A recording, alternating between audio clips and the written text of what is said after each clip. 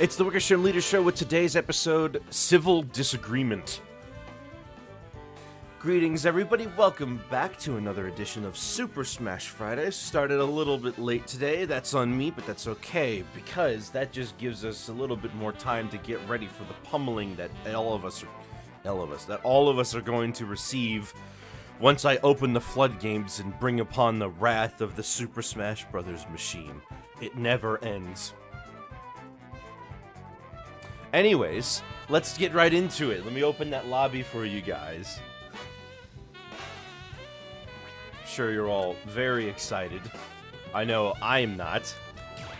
Nah, I'm just kidding. I love playing these with you. I just keep trying to figure out how in the world I'm going to win these matches sometimes. Last time we did Hazards Off, so today our Hazards On.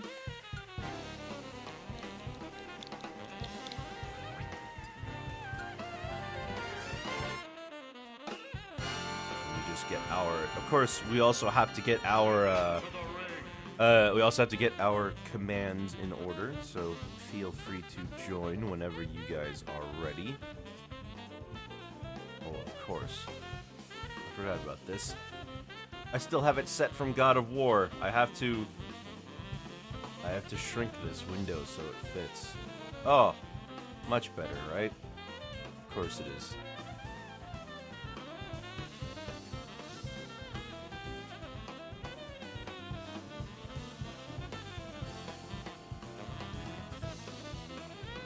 There we go. Huh, very similar to the last one. G7DH4.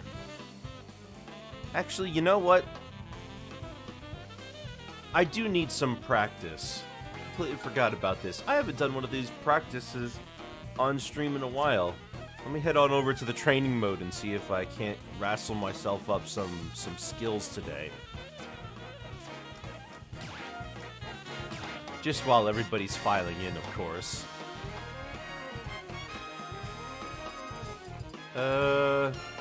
Gosh, I always pick the same stages, don't I? Let me try a different one, then. Oh, goodness me. Alright, DK, and of course, we're gonna go for Pit, like always. Now, the main thing that I think has been a problem for me lately in my Smash gameplay... Hey, Congus! The main thing that I think has been a problem for me in my Smash gameplay lately has been my spacing. Like, if I can... Can I get him to shield? No, I can't.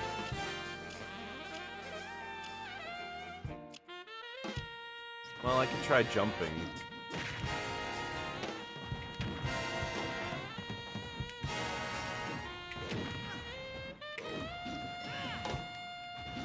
Spacing is really hard to pull off for me.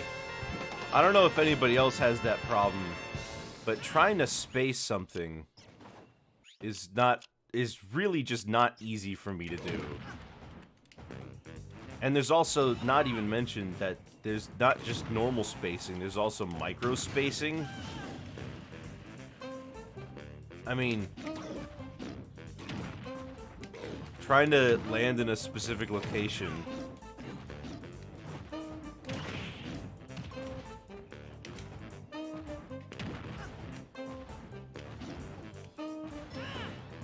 Because all I want to do is just hold in, right? But keeping the spacing is... Like, there's more than just the reason of protecting myself. There's also certain attacks have different power at different ranges. Like, DK's up tilt is strongest on the backswing. At least I think it is. And at his fingertips.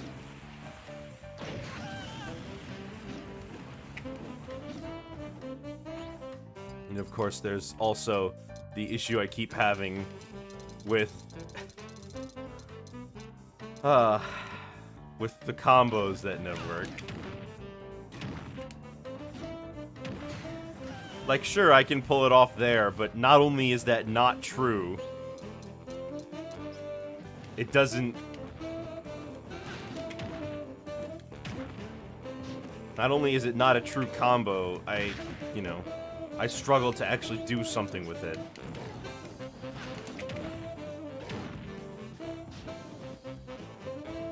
See, in a real match, a Pit would probably just would have probably just used his fair or something to counteract me, to reversal me.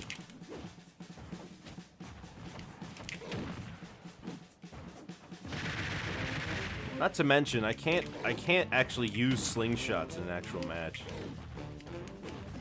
You want to aim to miss?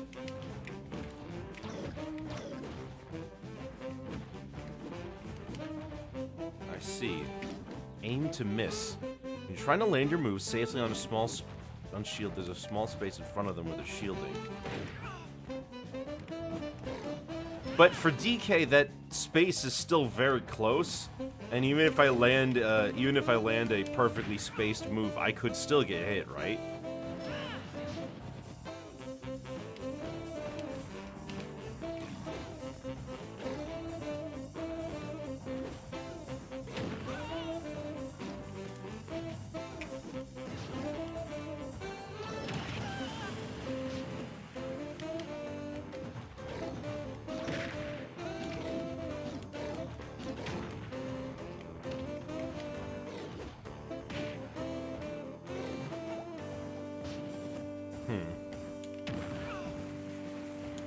I don't even know how to practice spacing on a dummy, to think of it, because the guy isn't shielding, you know?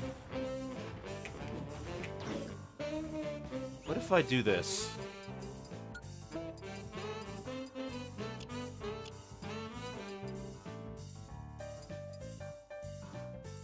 Hold on.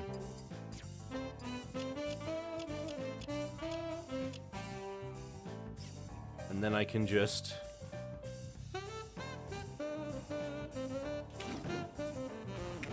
Yeah. Oh, but that's still too close. What would, like...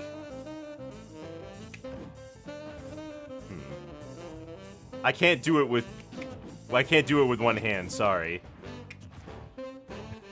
Never mind, this isn't working.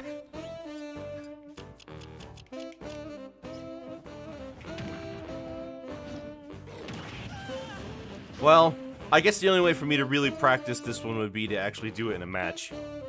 So let me just open that lobby for you guys.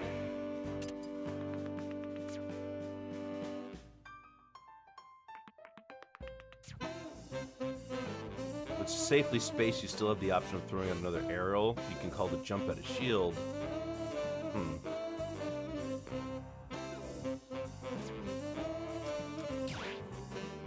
Dash away and keep your stage positioning rather than landing a safely spaced aerial.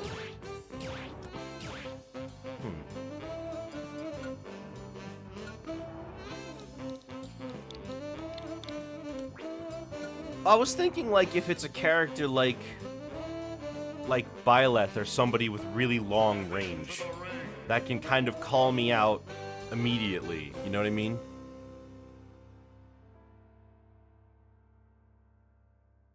MFC1D. Dev. Ooh, who is Dev? I play K. Rool. Alright.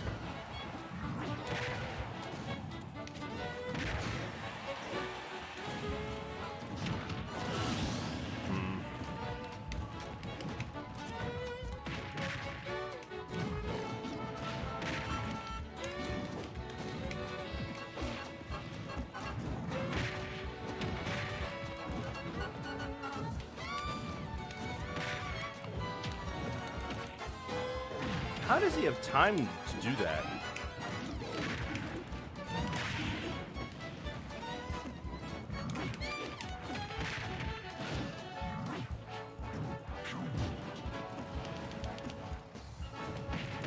Hey, Zorog.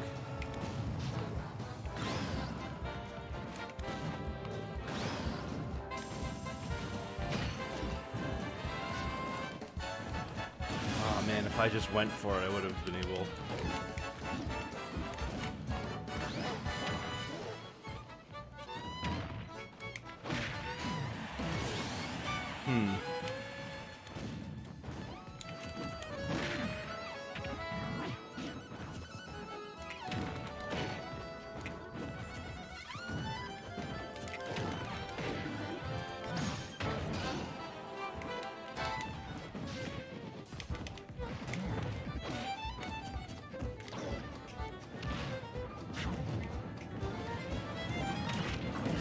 All right, nice, nice.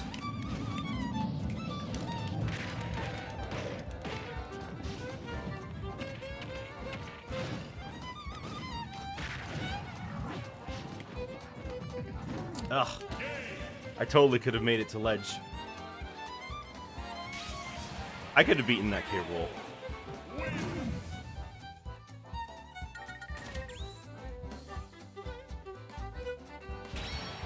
Whipper! Oh, good to see you, Whipper. Well, maybe you can show this guy who's boss.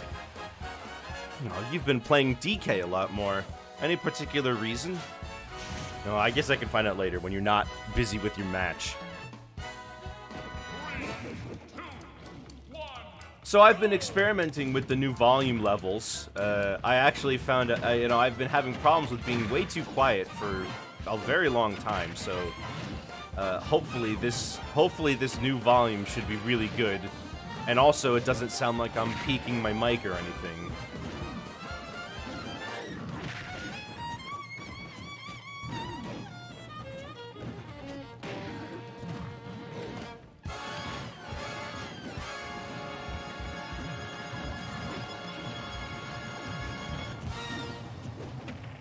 Oh boy.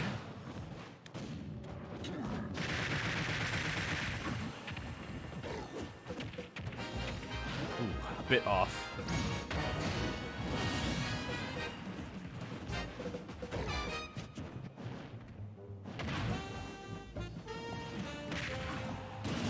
Well, that's an interesting choice. Not what I would have done.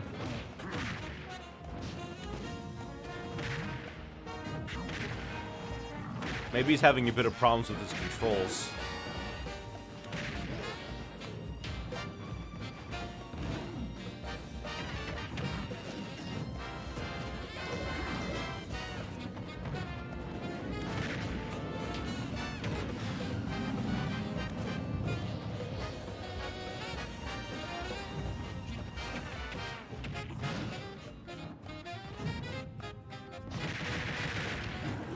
It's funny to watch the trajectories the cannonball sometimes takes to get in the cannon.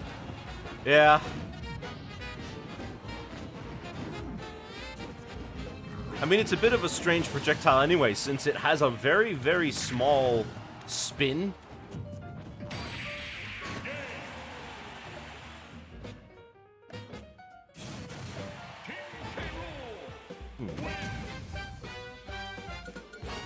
DK is my run-in, don't think character. Ah, okay, that makes sense. Rosa's down B, almost never see it used. I see it used all the time against K. Rool. They will always take that crown.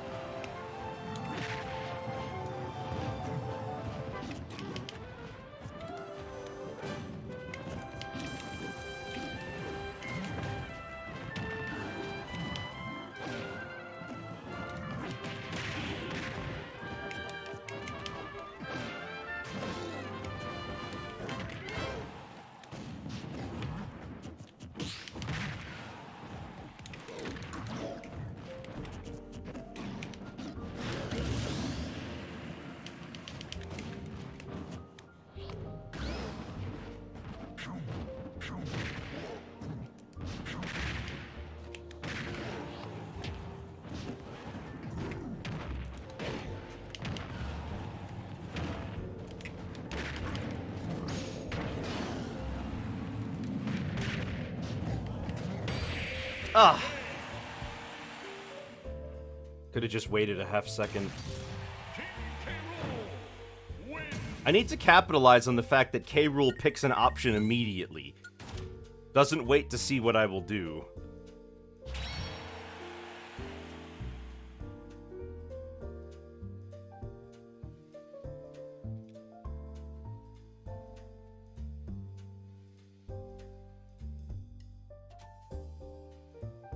Likes to go a lot for those unsafe down smashes. Another, hold on, you're playing DK too? 3, 2, 1, go!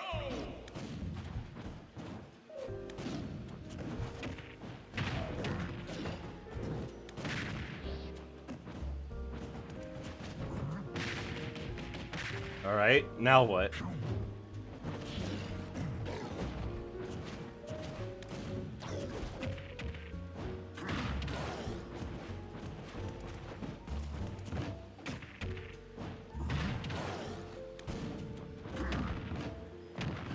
I could, he likes to bait doing an action upon him using cannon. So if I could figure out, if I could just jump over the cannonball but force him to still approach, I could still have the advantage there.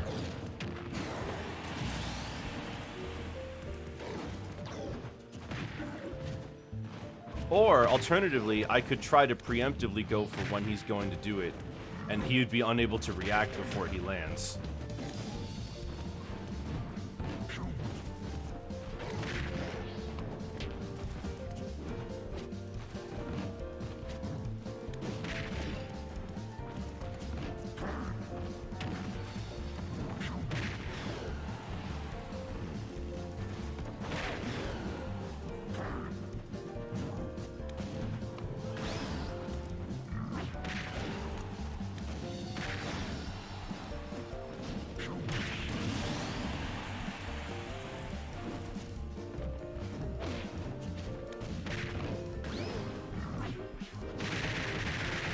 I can see Zelrog doing a few of the things that I fall victim to.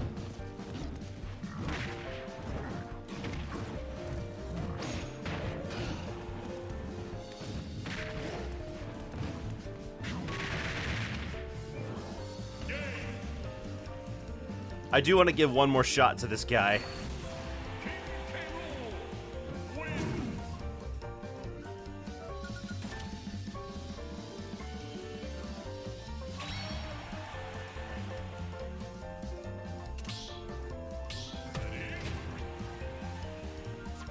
All right, Whipper, what do you got?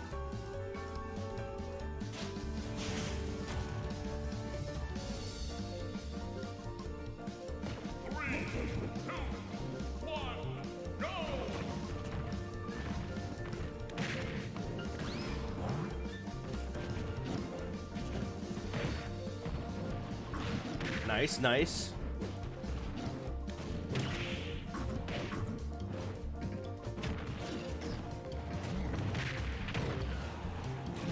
Why would you go for a down smash in that situation? It feels really unsafe. The DK crew, but it's just multiple clones of DK, like of different sizes and everything. He still gets all the lead motifs and the different instruments and the different weapons, but it's just... I'm surprised that isn't a mod to just turn all the characters in DK64 into just copies of DK.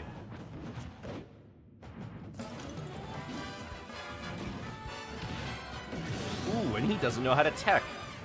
Interesting.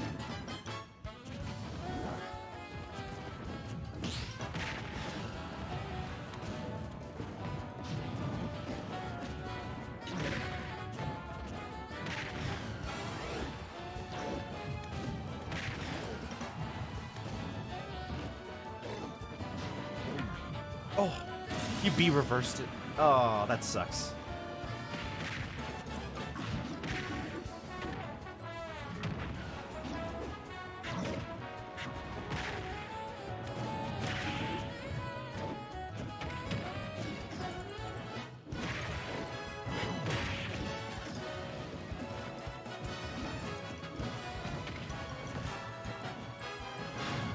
Ooh. Bad timing.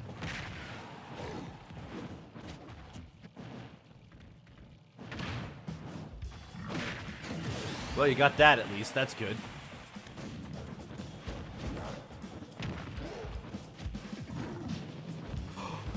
Dang it. Well, you can do it, I think.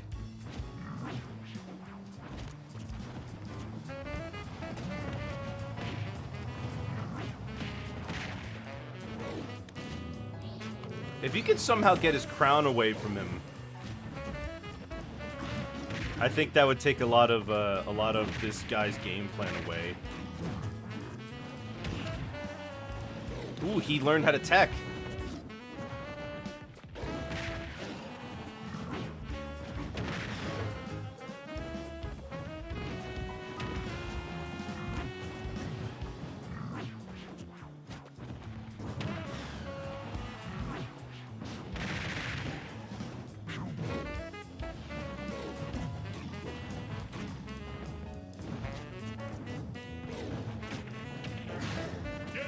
Ah!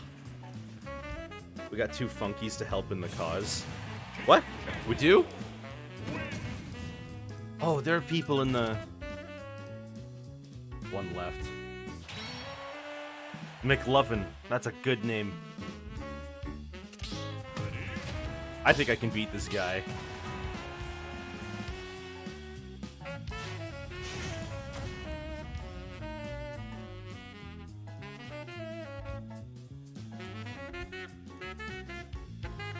If you lose, you got this. Alright.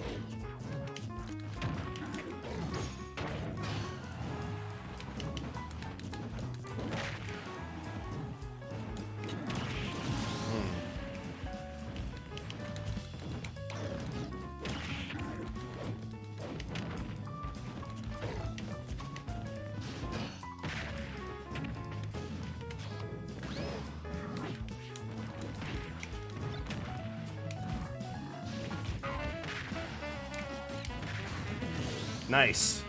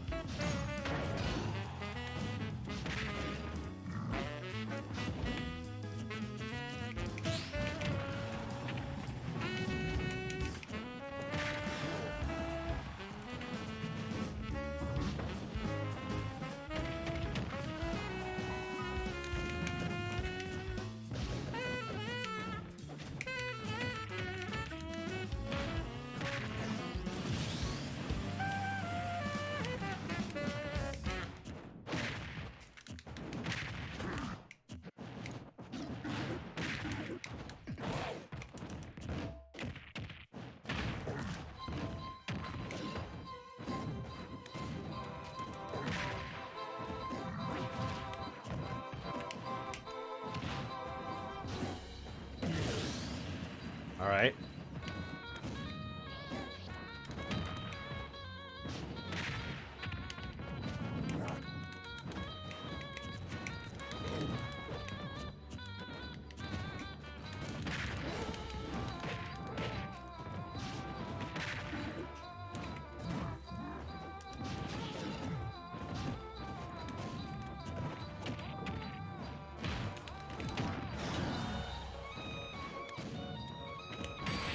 I shielded.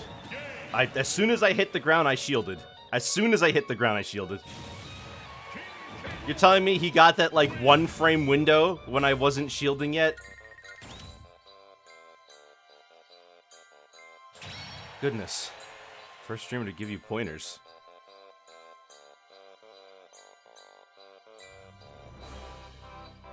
Who did I give pointers to?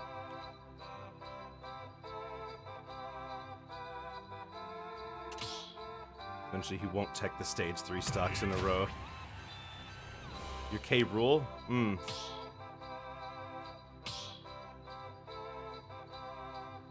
Well, you did figure it out, Zelrog. I was gonna, after Zelrog's match, I was gonna enforce the rotation anyway.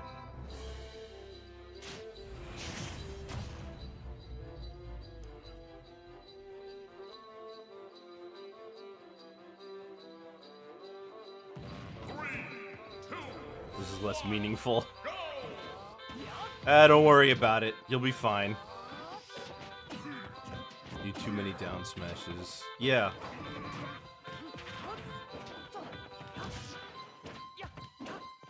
Okay, rule streak continues. We'll see. Maybe he'll be able to beat the hero.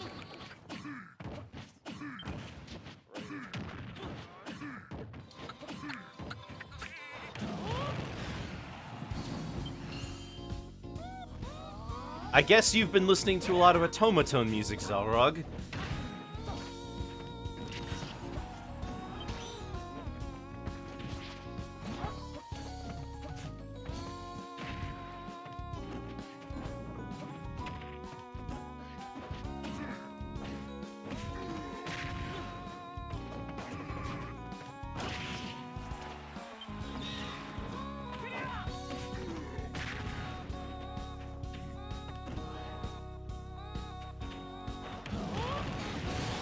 Jeez. With these heavyweight matches, it can often be the difference of 1 or 2 attacks that land and make everything different. So I just need to make sure that my attack is the one making the difference.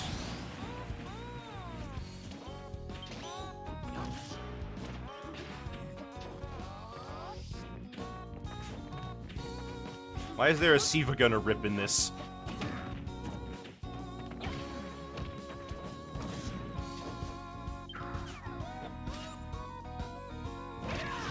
Oh man, if that was a crit.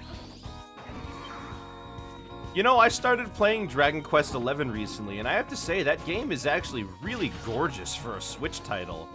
Like, I was not expecting it to look that good. The music is also fantastic. I was expecting it to be more of a grind fest than it actually was. But if you just fight all the enemies you come across as you're going through the game, you're not going to have any problems.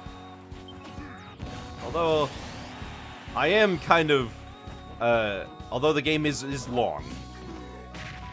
I only got my first partner, Eric. So, I'm waiting to see if I can get the rest of the party sooner rather than later.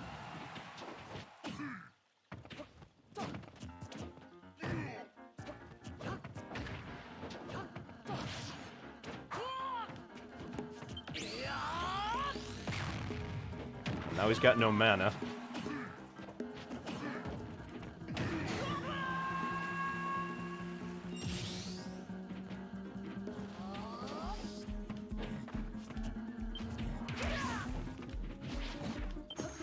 All you gotta do is just hope that he uses Magic Burst again.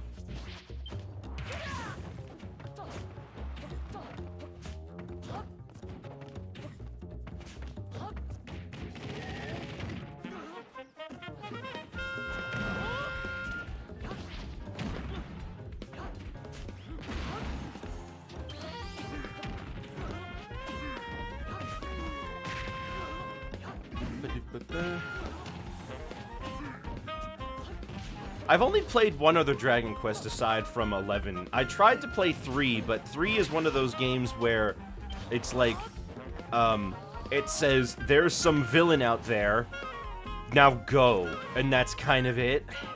So, definitely not for me. Definitely not for me to figure out right on my own.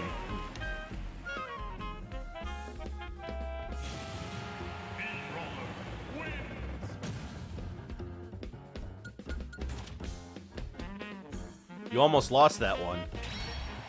But now you've got to fight Gianna. You know, the Gianna sisters. DQ Series has a lot of time to optimize the formula. 11 looks great. You know what I actually like about Dragon Quest compared to Final Fantasy is that its core gameplay has remained largely unchanged.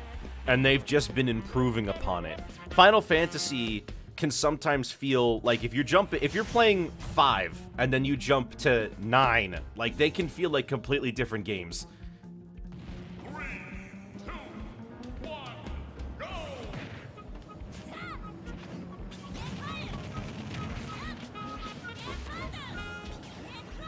Like when I played Final Fantasy VII, that's the only one I've played to completion. I was not expecting the turn-based system to not actually be turn-based, like because it was like recharge speed and whatever.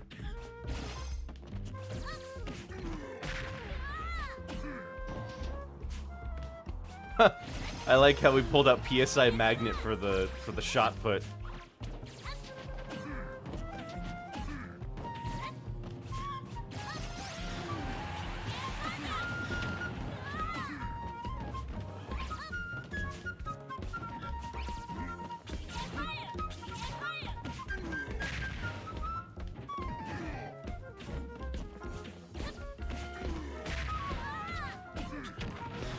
Nice conked right on the noggin.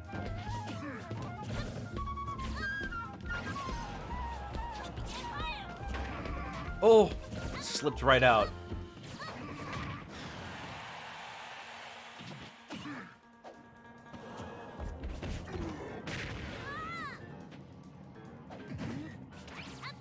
Ooh. Ooh, nasty. It's all down to the wire on this stock. Ness up air could probably clink with shot put. It was just still throwing his head at things. Oh, that's right. They changed his up air, right? It used to be in Smash 4 it was the big ol' headbutt thingy.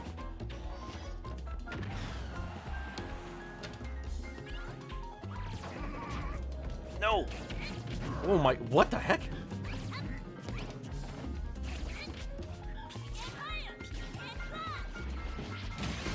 Oh, there it is. And then that's always how it is, isn't it? You guys spend an hour not touching each other, and then the second you get the KO, you die immediately on the next stock. This hand can concuss a bowling ball. That's good to know. Ness no longer has to worry about concussions. Well, see, the way I see it, right? Ness's power comes from his head in any way. So that just makes sense. That he would use his head as an attack. Ooh. Recovery is still gonna be Ness's faults. No, don't do it. He doesn't know.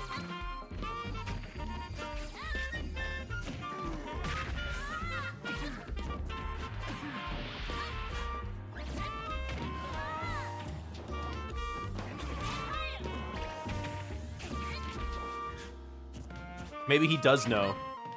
It's strange that Ness got that up air change, but Lucas didn't. Well, now they're different, right? Like, that's kind of how it is sometimes, where, like, one character... Where one character will get a change, but, like, their clone won't, so now they actually have that difference between them. Like, Luigi got to keep Luigi Cyclone, right?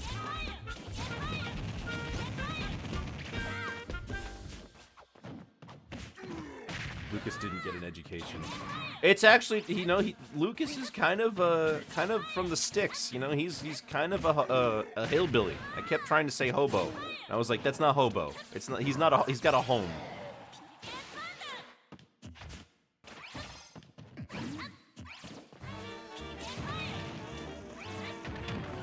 If Lucas tasted Doritos, his mind would explode.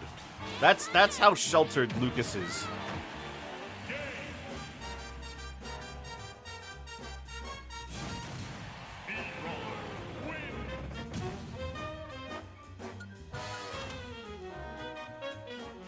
You know, I just realized when I played through Mother 3, I don't remember them ever explaining anything about Lucas's psychic abilities. It's like it's as though he just had them. Like, Ness has that cutscene where they're showing him as a baby, like he was apparently born with the psychic abilities.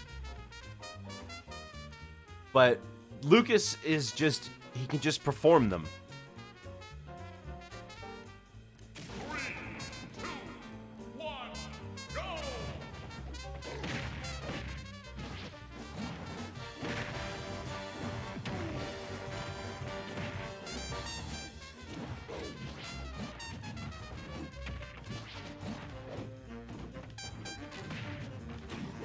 You know, I was taking a look at the Nintendo Universal Hollywood Park.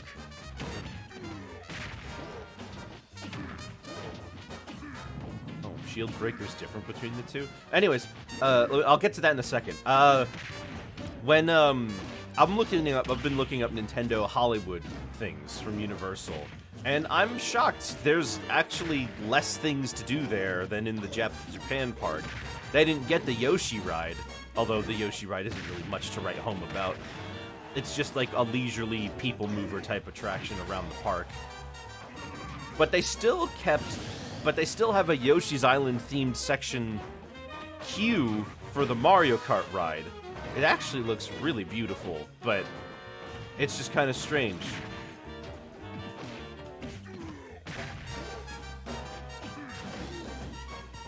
But the queue itself looks gorgeous. It's one of the most, like, between that and the new Mickey and Minnie's Runaway Railway queue, those are like some of the greatest queues that I've seen in like in rides in a while. They're not necessarily interactive, but they just have so many fun things to look at, so many references, so many little details that I don't think I'd mind standing in line there.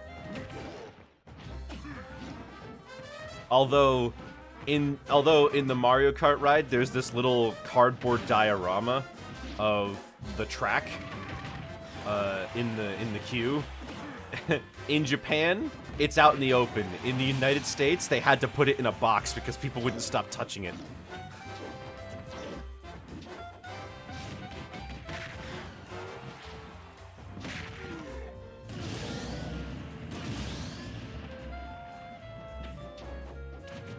I'm wondering what the Florida park is going to be like when, because if I remember correctly, I believe that one's opening with the DK section, and it might be the first one to do so. I also heard that the Japan park is getting a Pokemon parade, which, the place seems really small, so I don't know how they're going to do a parade in that small area, but we'll see.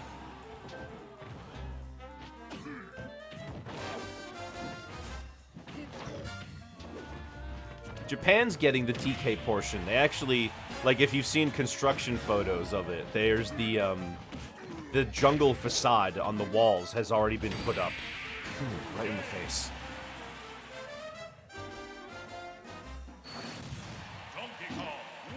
Anyway, the differences between Marth and Lucina are small, but apparently they're big enough to make Lucina better than Marth by a not insignificant margin.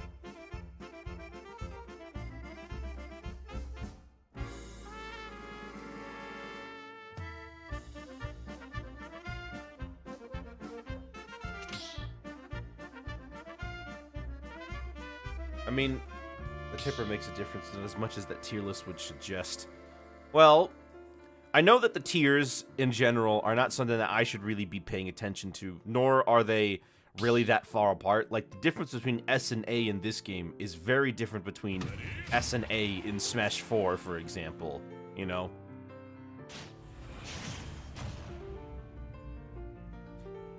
Speaking of the S tier, as Steve continues to be banned from every tournament in existence, I'm starting to see some pushback. Namely, that somebody is offering $35 to a Steve in a tournament that can actually pull it off.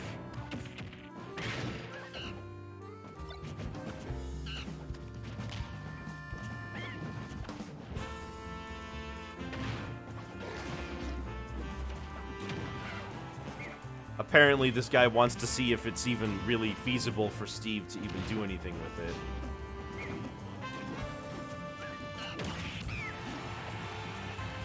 I'm not gonna lie. I'm happy. I would be happy to never have to deal with Steve again in his current state. But on the other hand, I know that this isn't even going to affect me in the slightest. Steve is still going to be in the game. Steve could totally just show up on one of these streams and wreck my face, and I could do nothing about it. That's just the nature of it.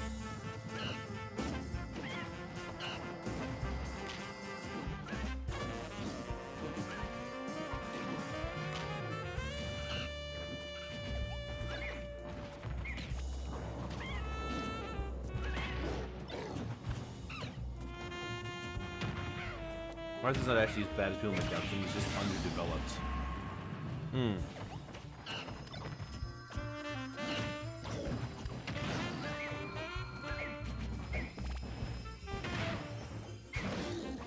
I guess the question you have to ask yourself in the debate between Marth and Lucina, is it better to do more work to get those tippers?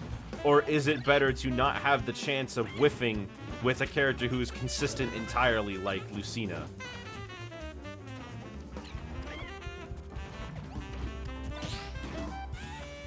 You know, because Ultimate Marth is about using Sours to combo. Well, if you can get the same results with Lucina with less effort, then I'm not, you know, then it would probably behoove you to just not even bother with Marth. I mean, when we do our training sessions, you mostly play Lucina and not Marth.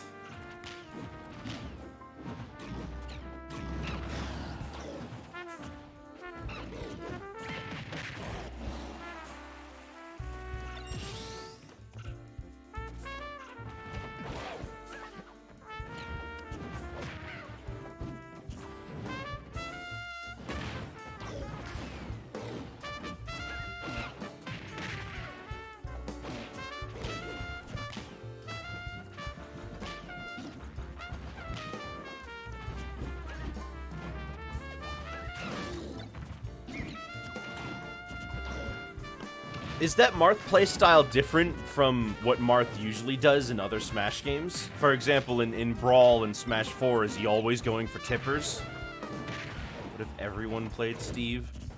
Well, then the game would be perfectly balanced, I guess.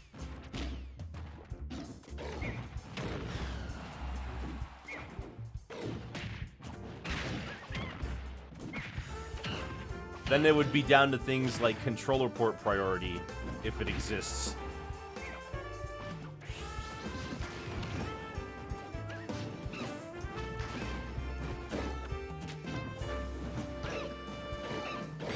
Yeah, I was about to say, Diddy is in a bad situation here. He's doesn't really have a lot he can do to survive this one. Unless he gets some amazing combos off, which he tends to throw banana peel straight on.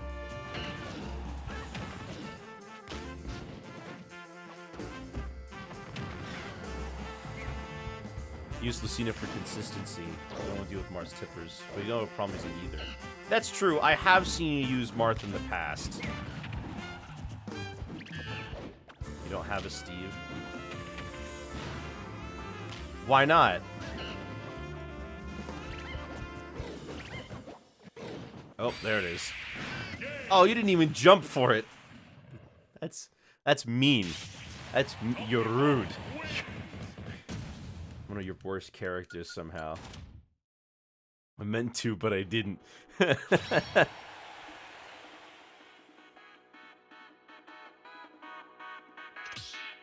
All right.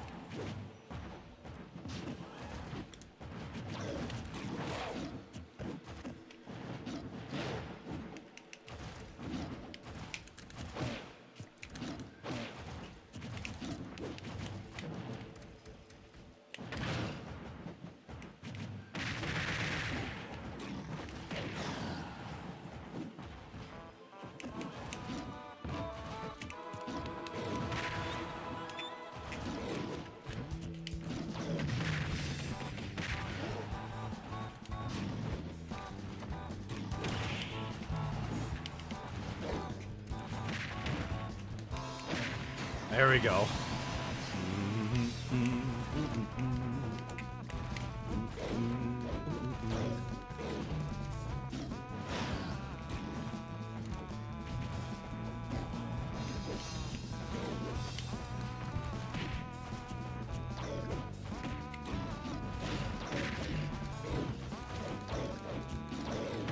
Oh.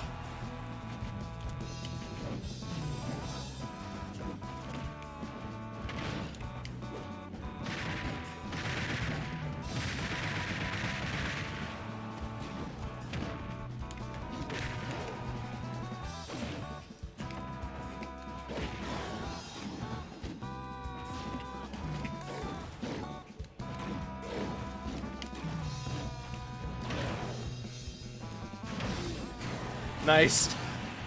Oh. There it is. I was waiting for it to come back to me.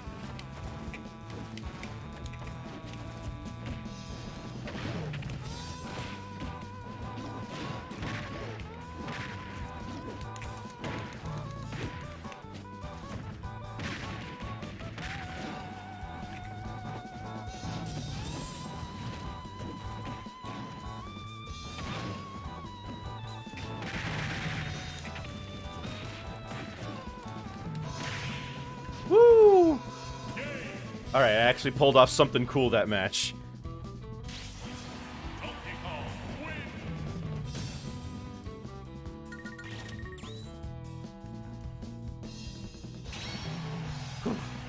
Nice. You know, it's funny.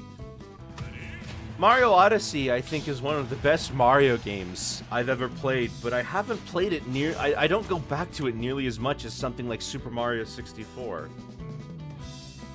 I don't know if I have a reason why. Outside of just preferring Mario 64's gameplay, I guess. I guess 64 is more conducive to, like, smaller gameplay sessions.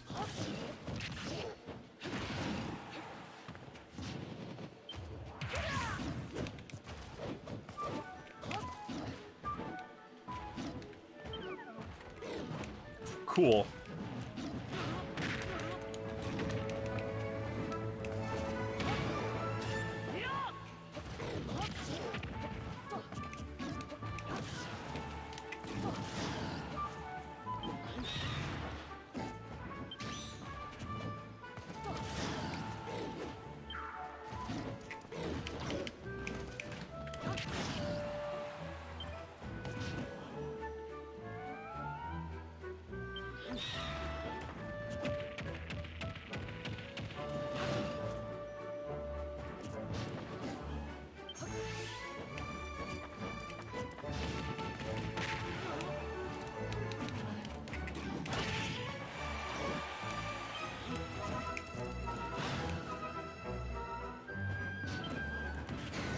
Ah, there it is.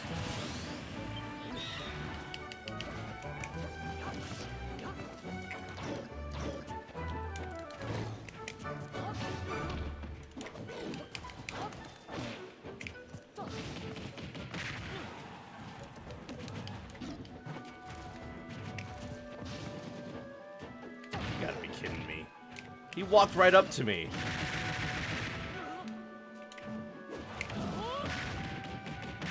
Hero likes his spellbook. Well, that's not too uncommon for heroes online to rely heavily upon the command list.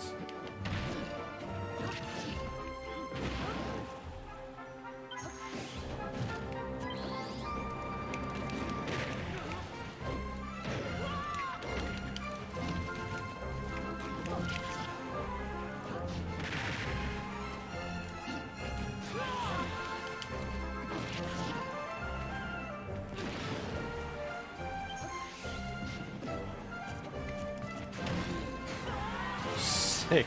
I'll take it.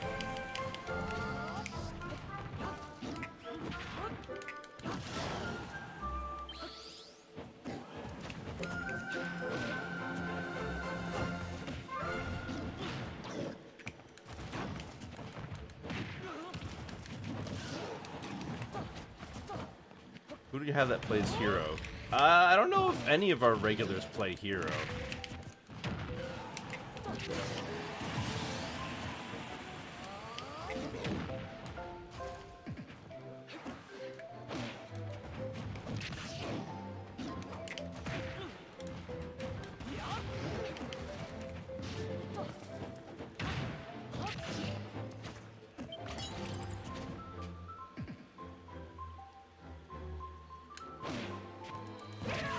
Nope.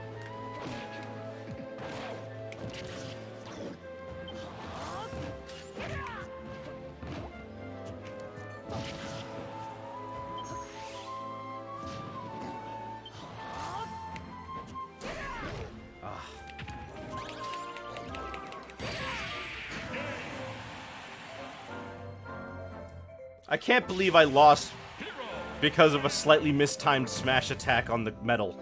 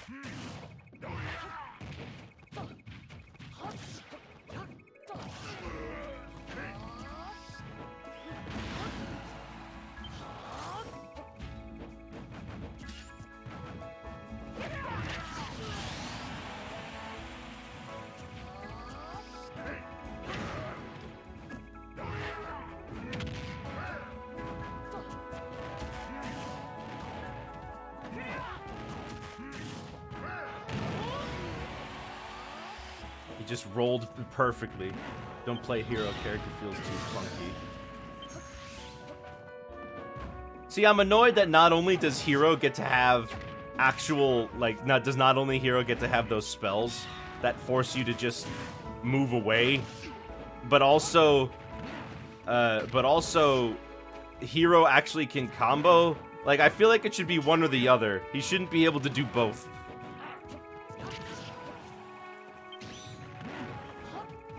But hey, what do I know? Hero is apparently not very good. And compared to a lot of other swordies, he struggles.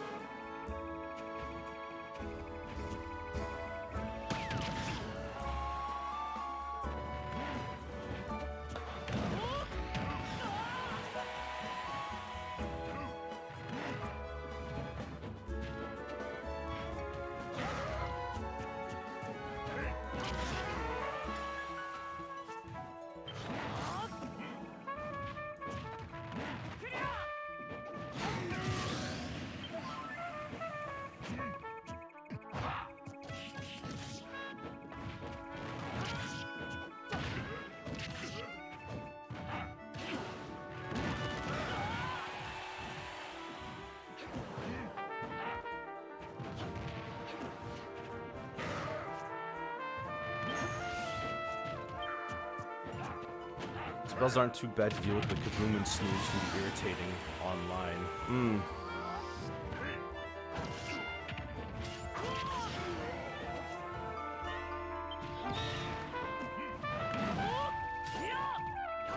What you know, what sucks is I still don't know how to deal with Keklang properly.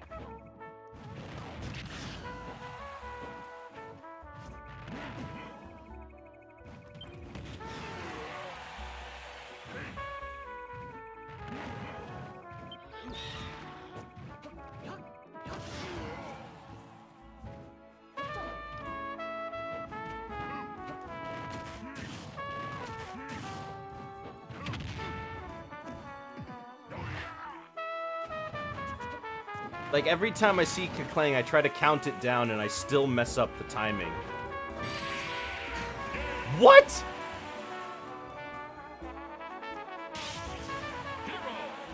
He was behind him!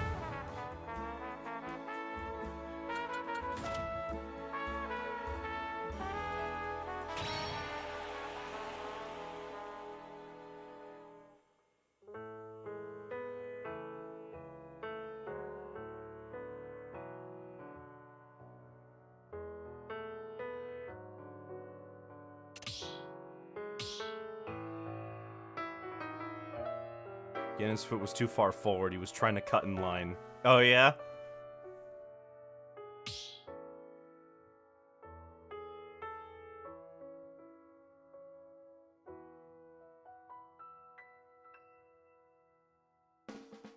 Don't actually see it.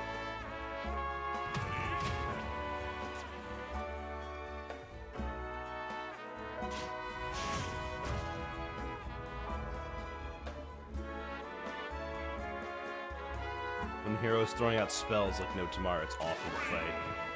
At the very least, the spells don't do very much shield damage. But I'd like to be able to have a you know, an actual plan that's consistent against him. Because no matter what, I'm still getting destroyed by him. I'm honestly more worried about his normals than his spells.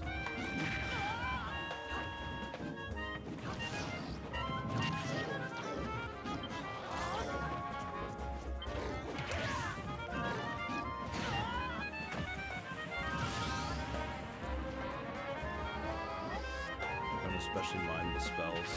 The spells usually aren't the issue in and of themselves. They're relatively easy to figure out, since almost all of them can be avoided by jumping.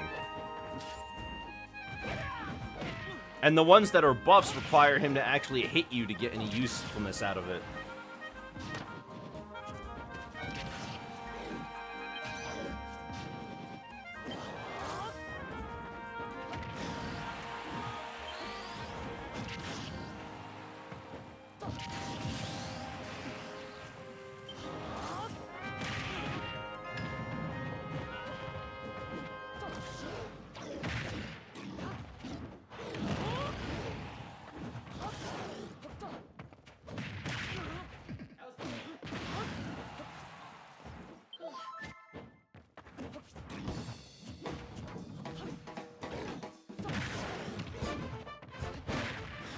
I gotta get that surf remix out of my playlist.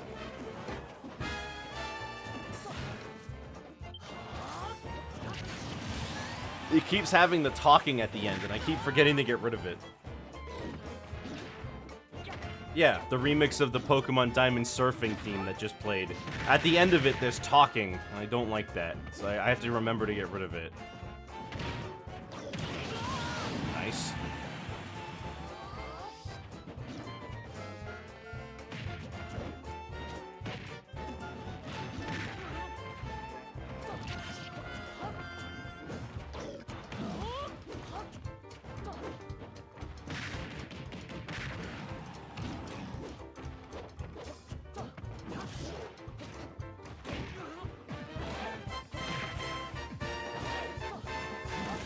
Ooh.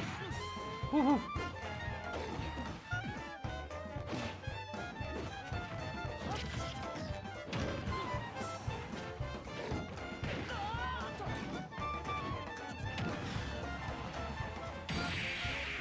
Okay, well you had this guy's game plan down pat.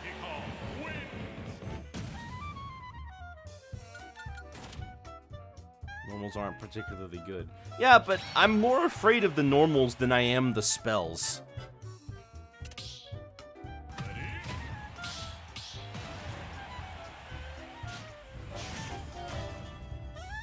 Because the normals are what combo me.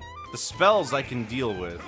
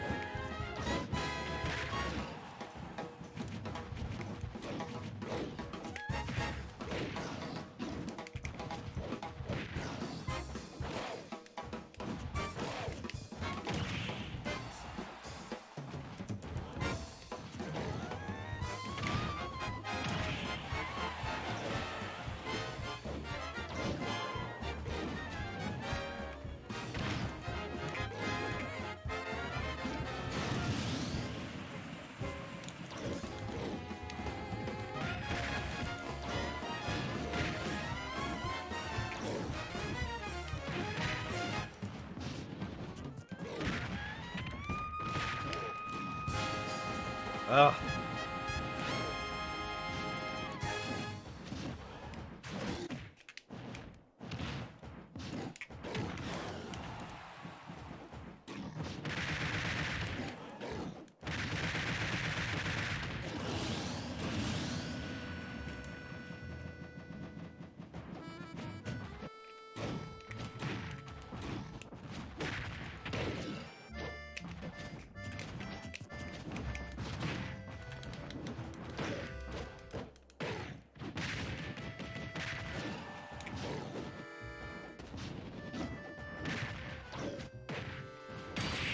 Oh, come on! Are you serious? Oh. That felt... I feel cheated by that. Huh.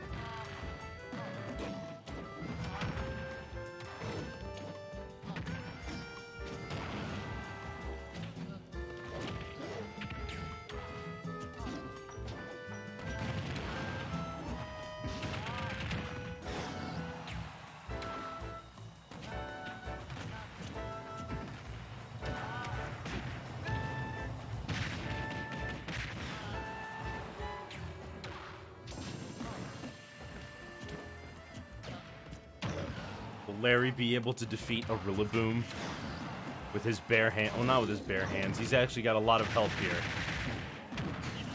Wow. Wow.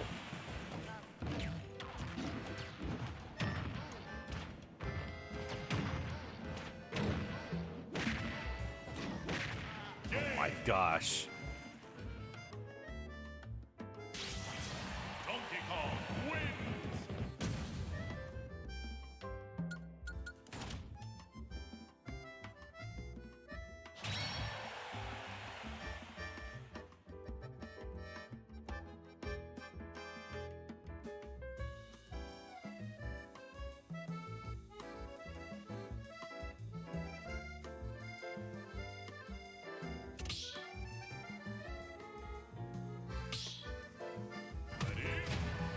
Ooh, K. Rool.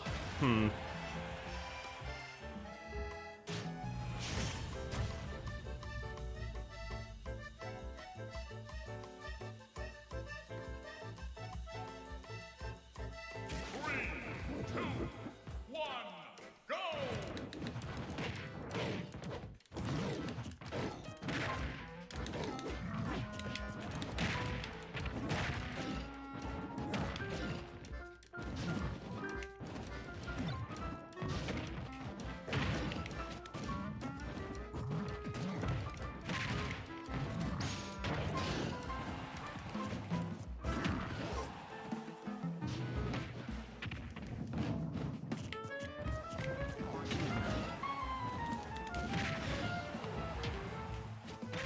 Oh, of course I would air dodge into it.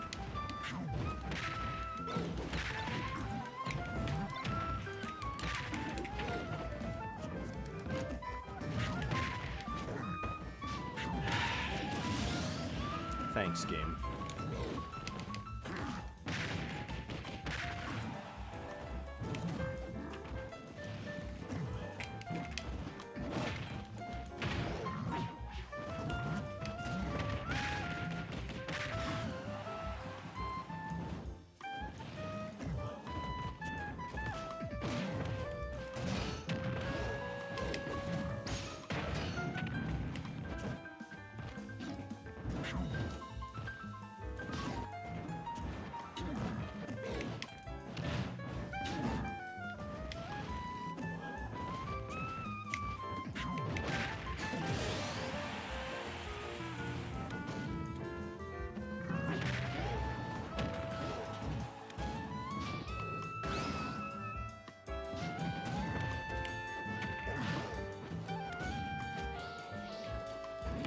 Man, if only I could actually do things on reaction. I see him throw the crown. I'm jumping, but it's too late.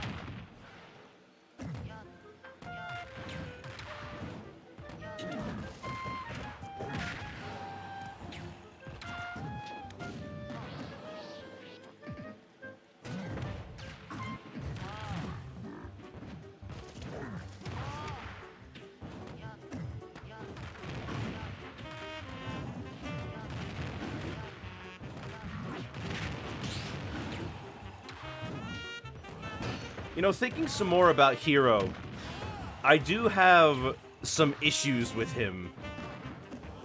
Mostly just the fact that crits are, like, I hate crits. They're just a win more feature. For no reason, you know? It's not like he can get a critical miss, like, say, Judge. You know, there's no way for him, there's no downside for him to do that. He just gets more out of it. And you can lose to that. And that sucks. And I've lost to that, to things I would have survived otherwise.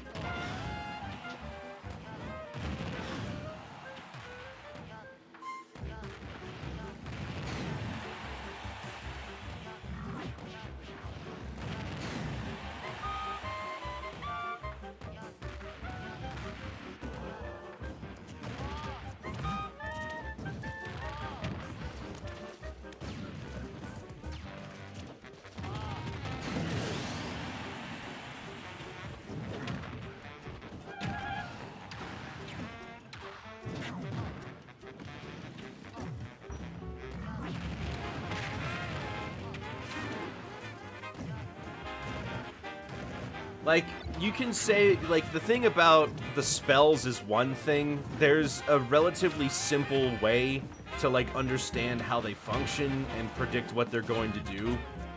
But when it comes to the crits, I feel like crits are kind of an undefendable. Like, that kind of randomness, I think, shouldn't be in a character.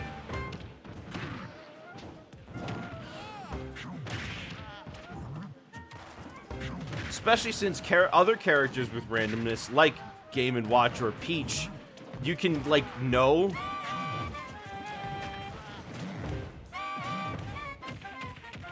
And heck, in both cases, the RNG can sometimes work against them. Like, what if you perhaps catch the bomb that Peach pulls?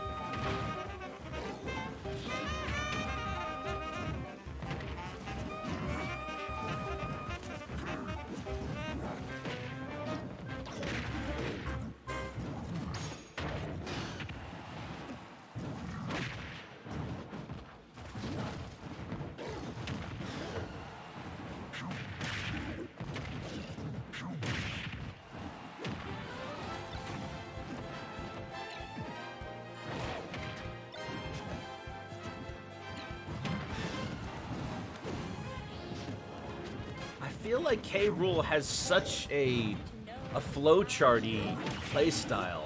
I feel like I should expect everything he's going to do, but I'm still taking the hits.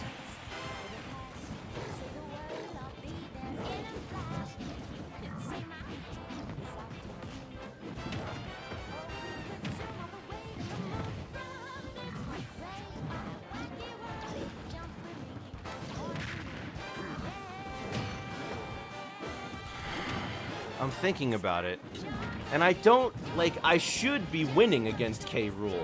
Like, I know what K. Rool does. I know what his game plan is. But it's aggravating that I can't figure it out. Actually, that's true with the entire cast. Like, I see them do the same things. Has McLovin been here before? Not that I know of. I don't remember the name.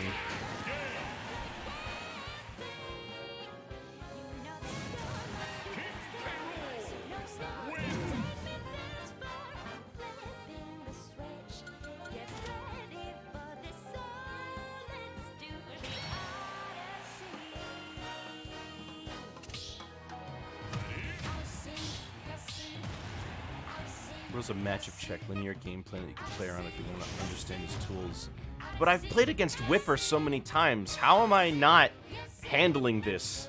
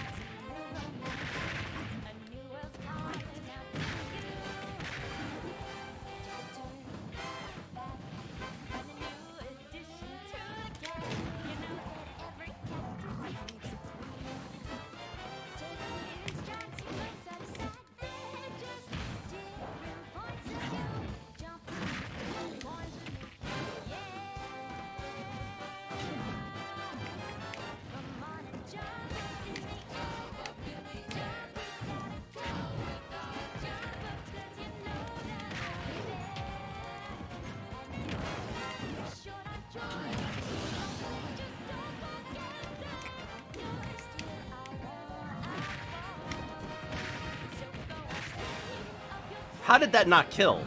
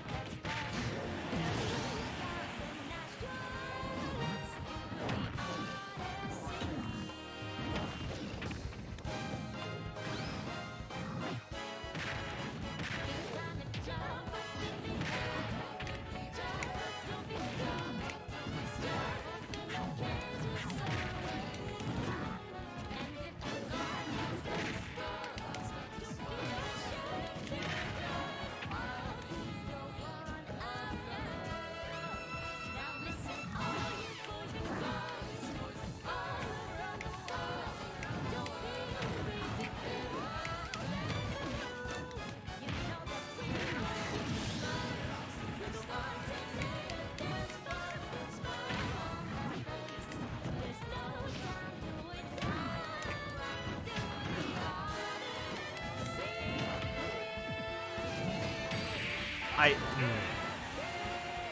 should have hit him as he was coming down.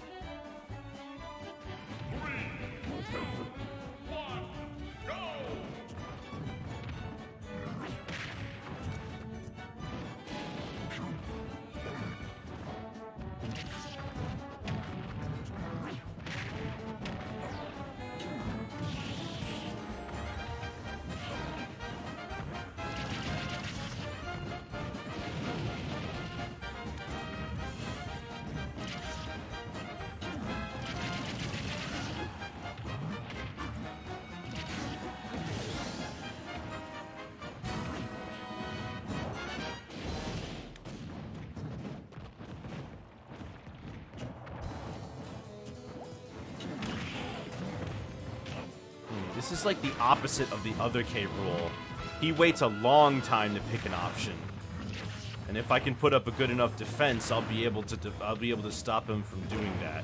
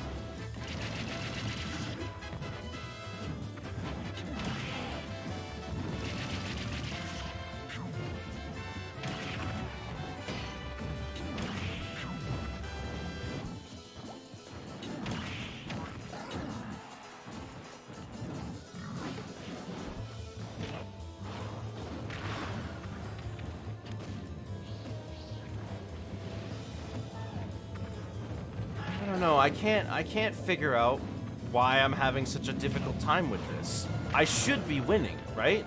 I feel like I've put in the effort and the time that I should be able to beat this. But I'm not. I'm falling prey to a lot of the very common mistakes with this matchup. I should never be getting hit by K. Rool's down smash ever. It's so predictable and so telegraphed that I should never, ever, ever be getting hit by it, ever. If I get hit by it, that's a failure on me as a player. Like, that is...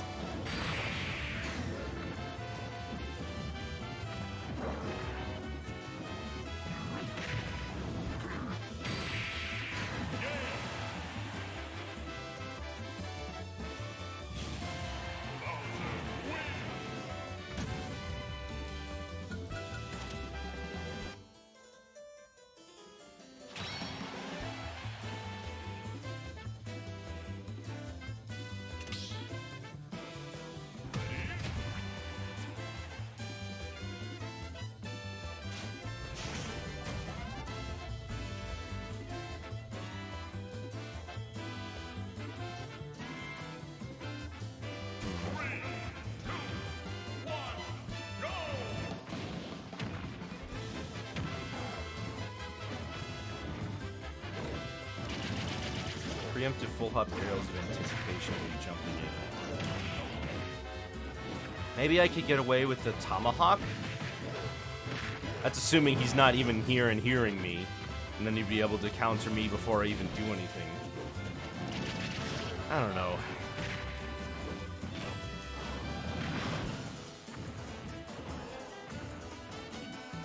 I have the tools. I should be able to utilize them well enough to beat him.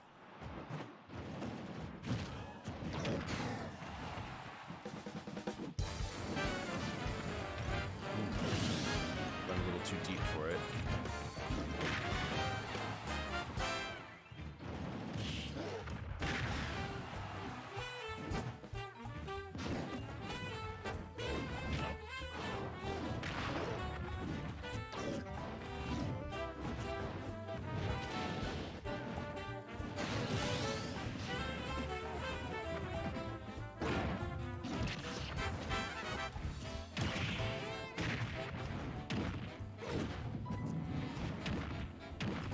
Like, I can see that the thing is, though, I also just can't ever be in a situation where I can pull off any of the cool DK stuff that I've been practicing.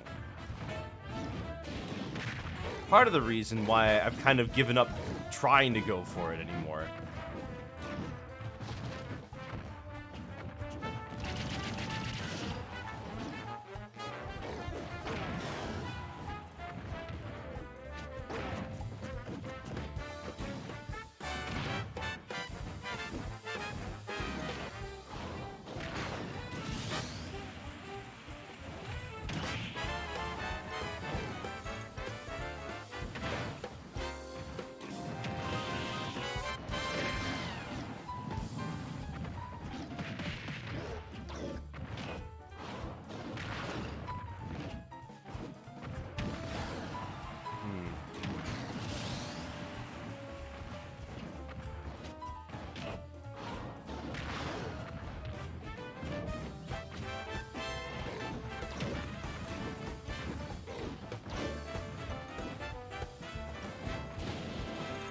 could always go under him and do a short hop up there to call him out of his jump. Uses Nair and disadvantage, so he can just dash back, grab, and do some landing.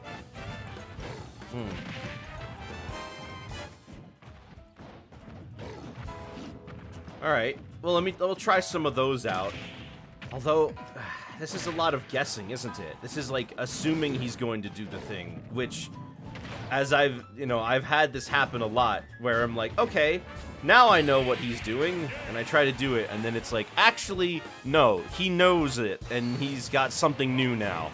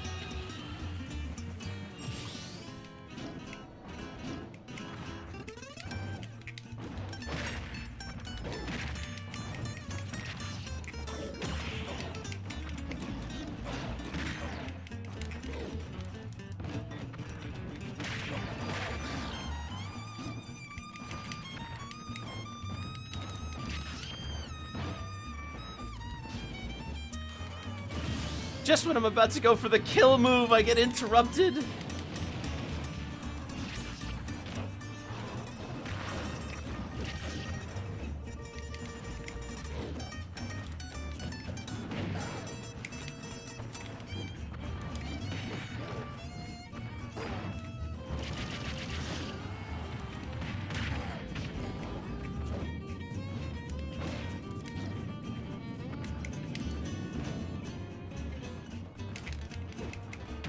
Why did I do a fair? Why did I do a fair? Oh.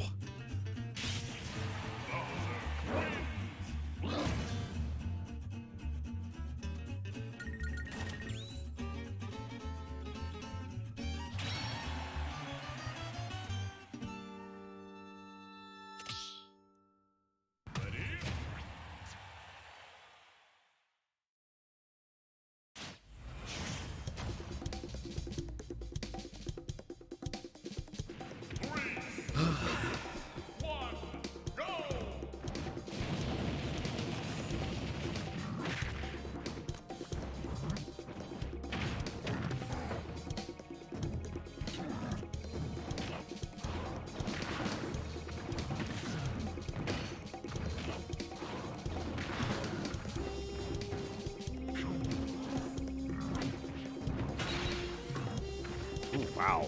Already?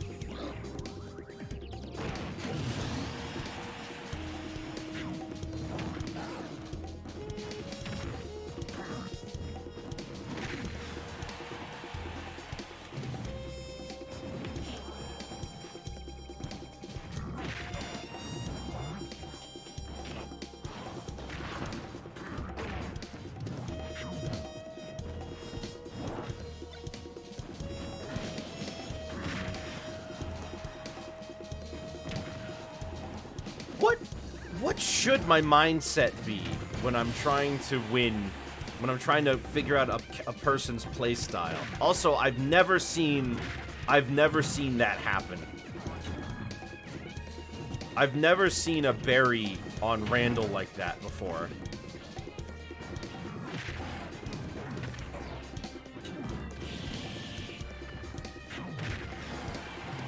Because clearly whatever I have right now as my attempt to try to figure people out doesn't work. I need that like one stop answer. I need that one fix that will let me get other people's gameplay down, that will let me download other people and let me just win. If I could just know what my opponent was going to do, I could win every time.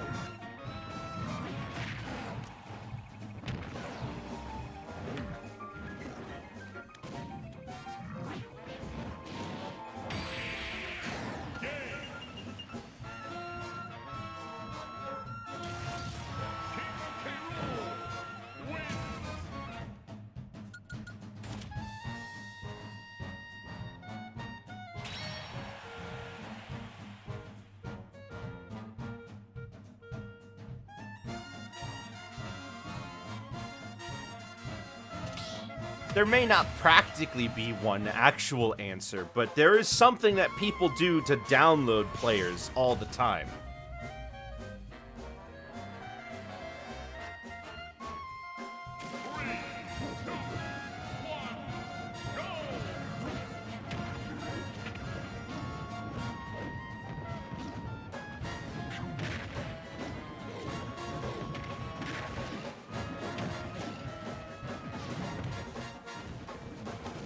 And I know it happens because I've played against people who do it.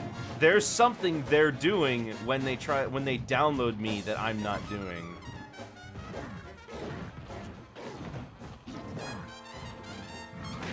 It's not even about the neutral.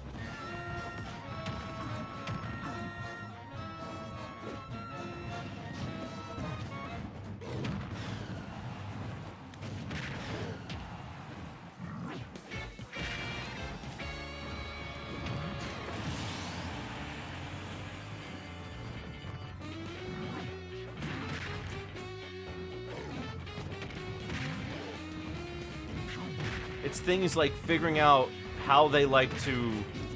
It's things like figuring out their combo go-tos. It's like, just how do I download players?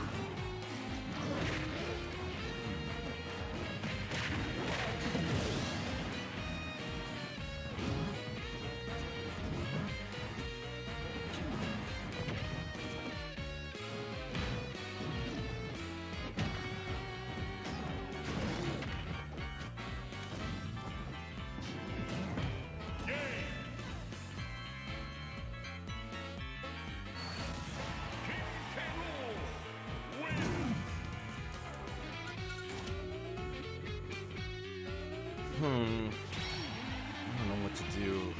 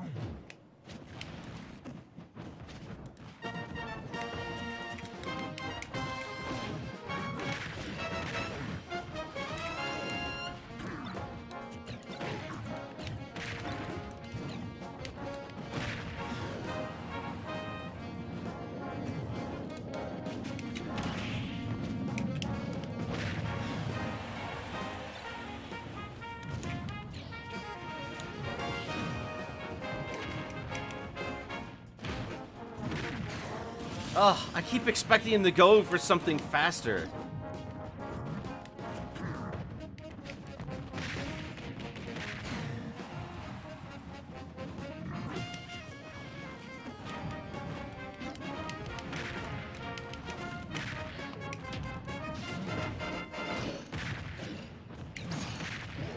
But see how... it's just one thing can go wrong. But he's downloaded me, see? He knows what I'm gonna go for something. He knows when I'm gonna go for something. He did it.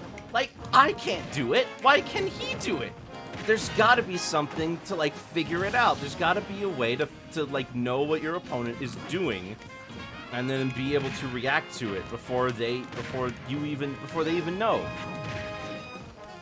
Nobody is perfect. Every player has something that they go to. There's got to be some sort of way to figure out what the opponent is going to do and react to it without playing a billion matches and losing every time.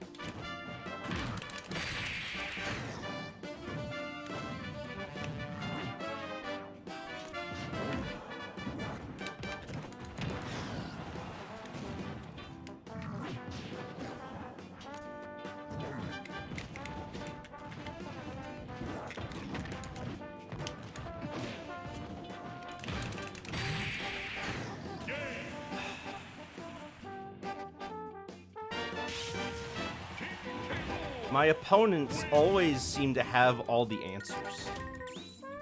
And I need to figure out how I can get them.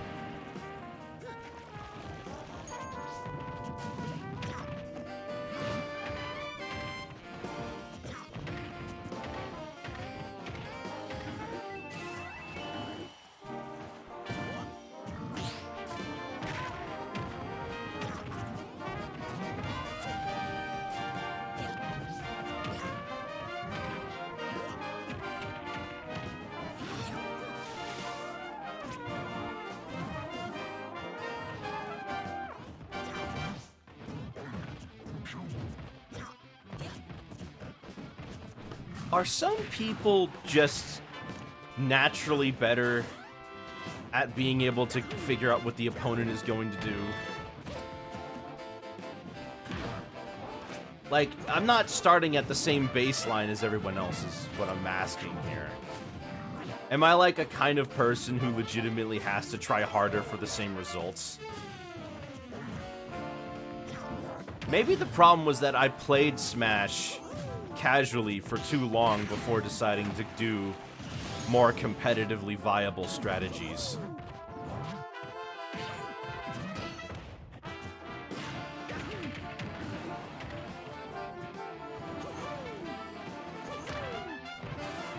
Because I've seen some people go from nothing to, like, gods really quickly. Dragonite was one of those people. Dragonite I used to be able to defeat handily every single time we played, and now he's legitimately a threat. And it didn't take a very long time for that. I just need to harness some of that.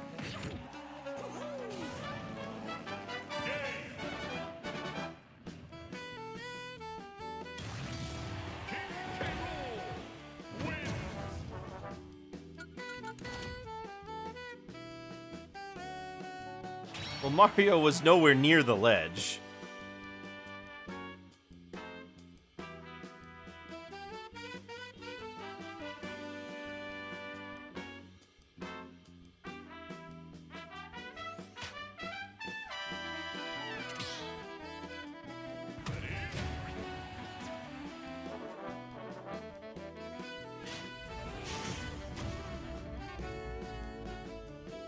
I got a snack here. 3, 2, 1, go! Got some. Was just handed some Popeyes. Nothing to do with the sailor, of course. Wonder how they pick a name like that. I wonder which one came. Probably the comic. Probably the comic, actually.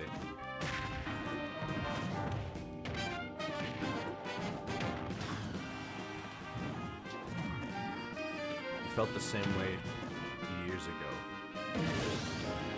Reads and picking apart placelets weren't really something I was good at either. How often did you practice? Like, how many hours was it of, like, concerted practice before you could say that you got good?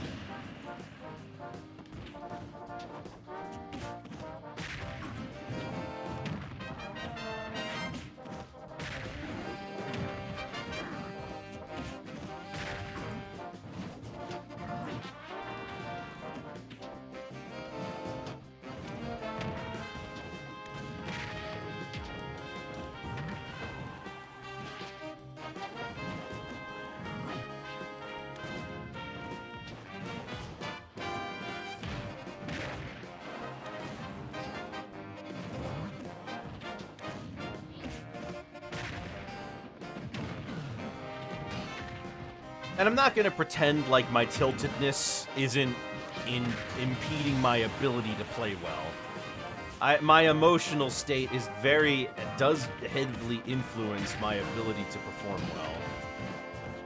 So the only way for me to consistently perform well is to get, like, nerves of steel. Be immune to the tilt. Become like a Smash robot.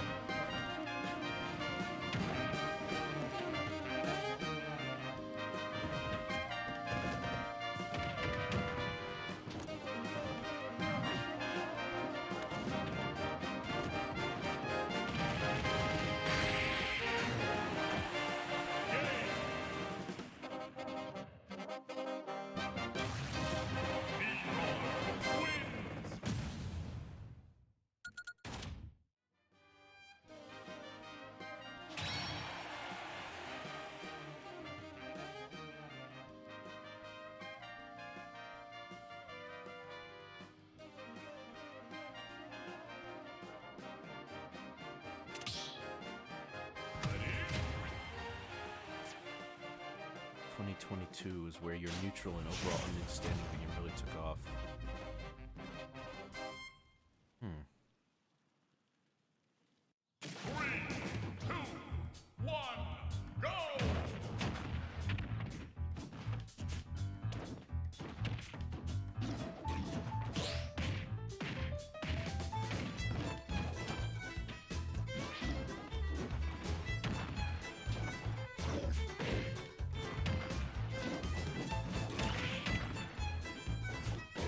It can.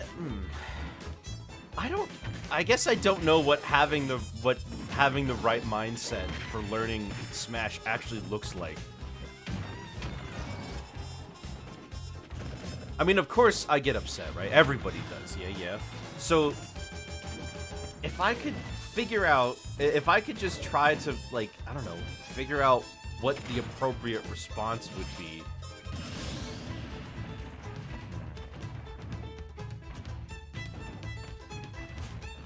It's like lots of little things. It's not one big thing. It's lots of little things that I have to do as a player to keep my emotions separate from my gameplay and turn that into something that I can use to win.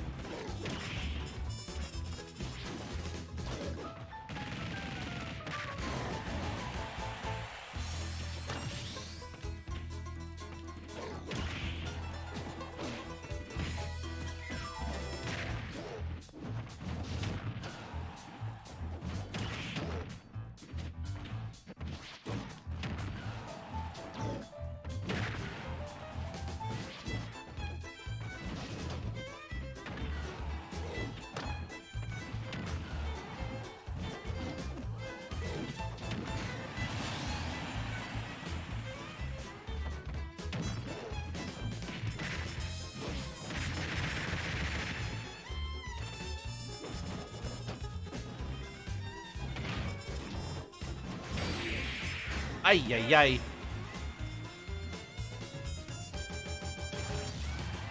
Well, that was gross. Well, not gross, but like, that was like, whoa.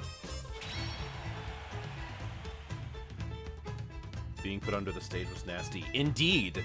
If you had another up special, you could have actually done that.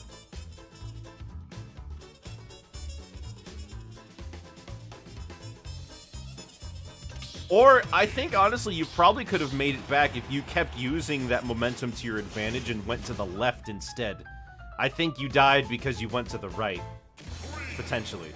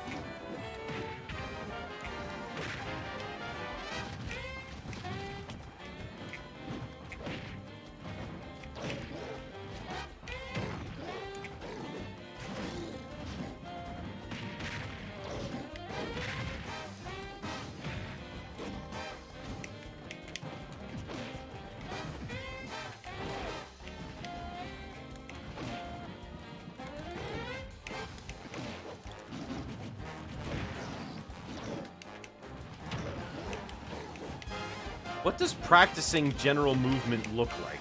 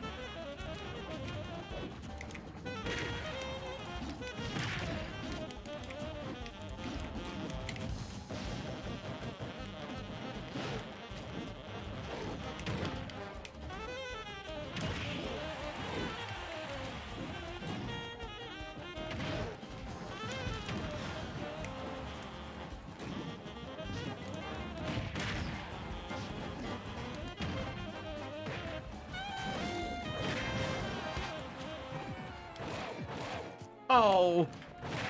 Okay.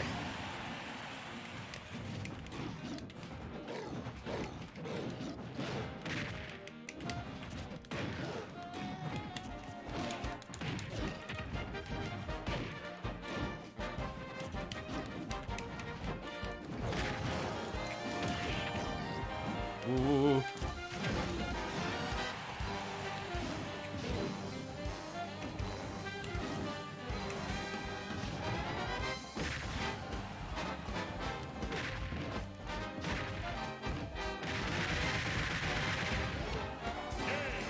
Okay, that was wacky and weird, but I won, so I'm gonna just take that and be on my way.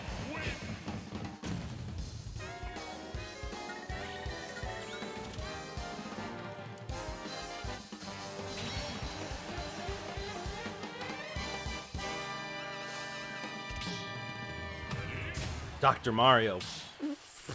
Shoot. Shoot. Okay.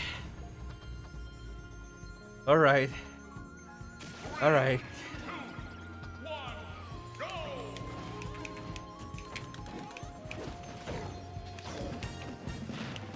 There it is.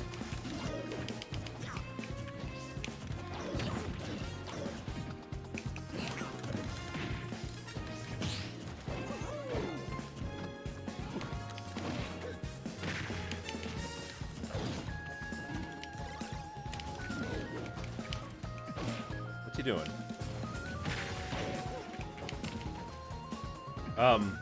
You there? Well, I guess he's not.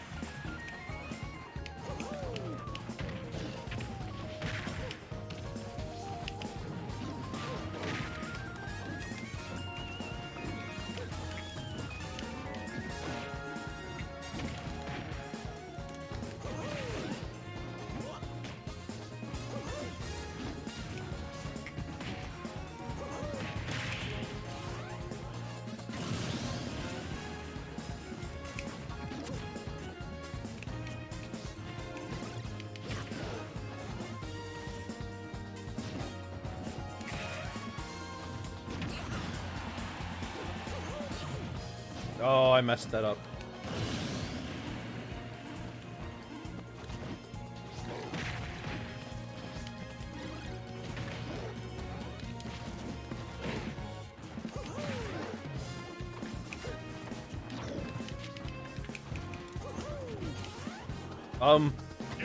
All right.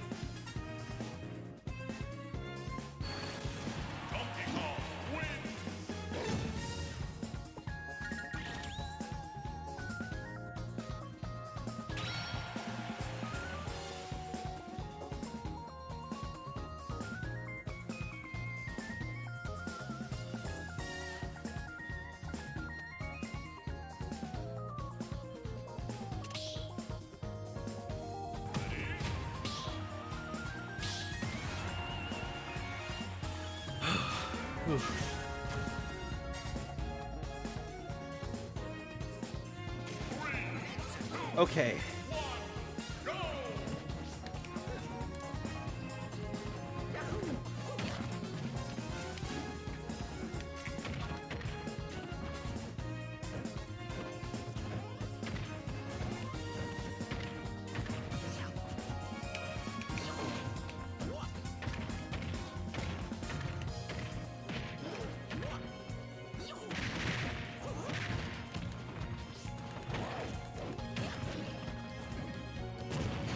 Oh, I was above you.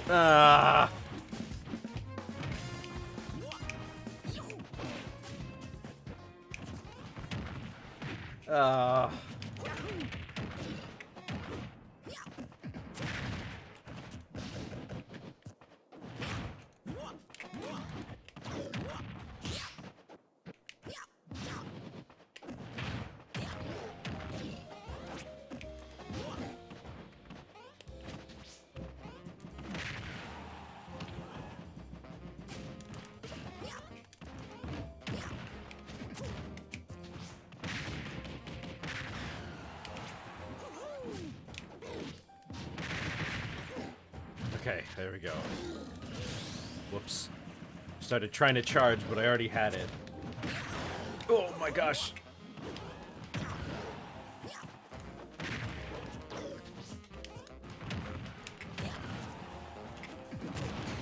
Oh, I can't push my advantage.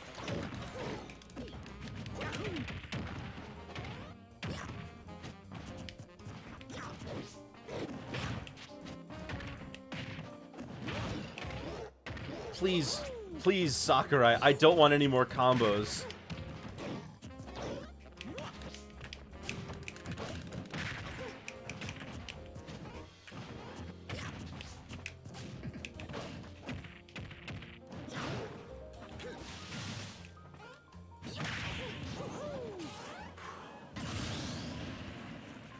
Well, now I'm down to my last stock. I'm probably gonna die to a smash attack or something.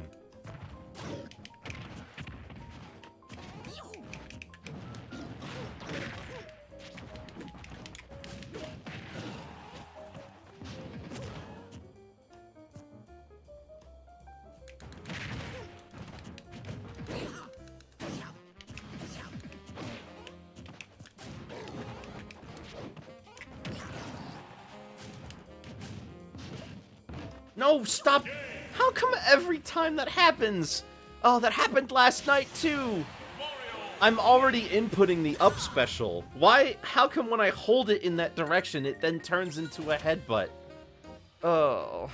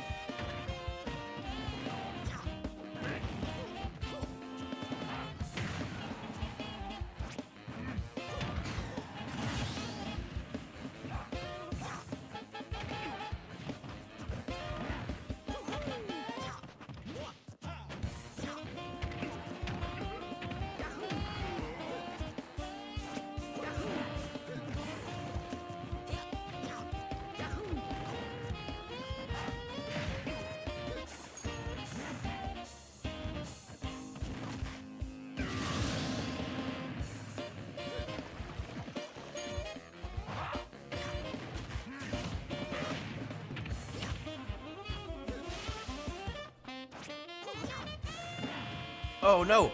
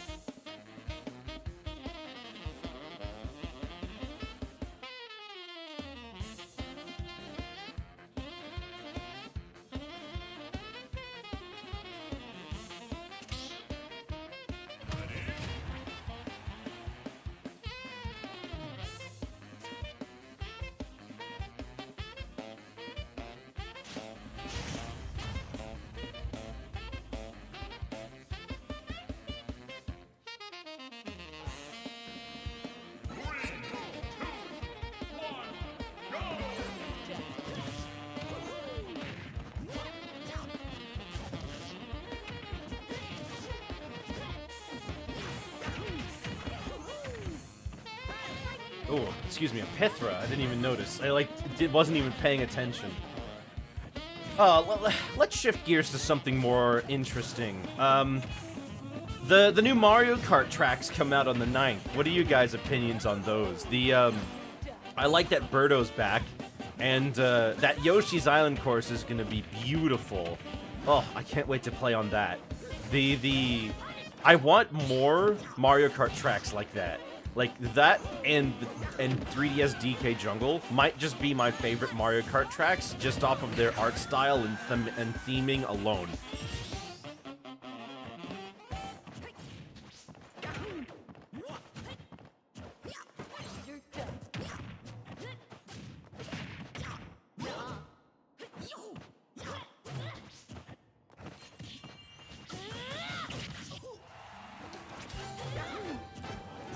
I think, I'm also interested about the prospect of the two other characters that we're getting with the next two passes. My money's on one of them being Diddy, but I have no idea who the other one is. If I was a betting man, I might say Petey, but I have no idea. It could be anyone. Out of all the characters in the Mario series, just thinking about this, right? Who are we? Because they said it's going to be a past character, so I'm assuming it's not a character that has only been in Tour, but it could totally be. But let's go. If we go through each game, we kind of can see who we have left. In Mario Kart, it's Super, the only person we're missing is Donkey Kong Jr. I don't think he's got a chance, actually. I think that's not going to happen.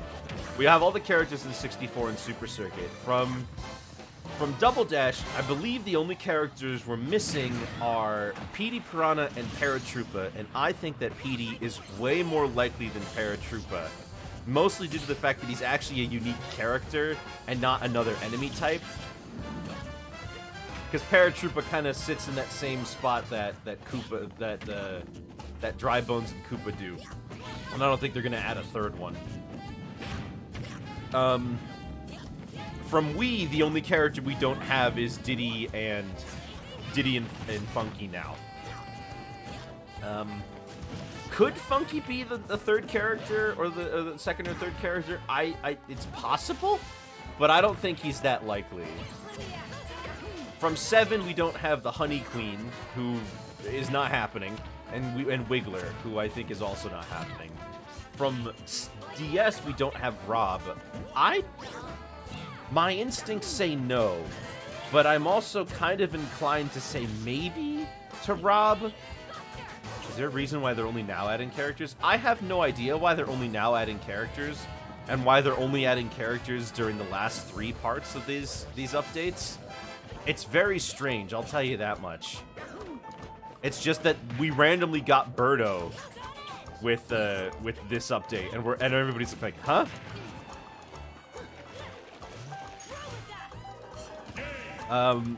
And that's all the characters that we don't have. So it's Donkey Kong Jr., Paratroopa, Petey Piranha, Funky Kong, Diddy Kong, Honey Queen, and Rosalina are the 7 characters that were in past Mario Kart games that are not in 8. But then if we go into Tour, there's way more.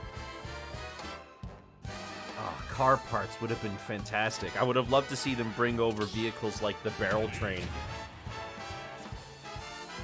Ooh. Yes, Dragonite. Fusion is coming. They just announced it. Like, they just posted a video on their YouTube channel about Fusion. Watch them add another Mario. There is that theory going around that Pink, Gold, Peach, and Metal Mario are going to become alternate skins of Mario and Peach. Kind of like Yoshi and Shy Guy. Oh, Birdo also has color options, which I believe makes this the first time. No, I take it back. The Strikers games was the first time we ever had could play as the multicolored Birdos. I think that's kind of something that people don't really remember, and I don't blame them. They don't really do it, but Birdos come in different colors. In Mario 2, there was like 3 or 4 different colors they could be in. Red, green, blue, and yellow. Excuse me, pink, red, green, blue, and yellow.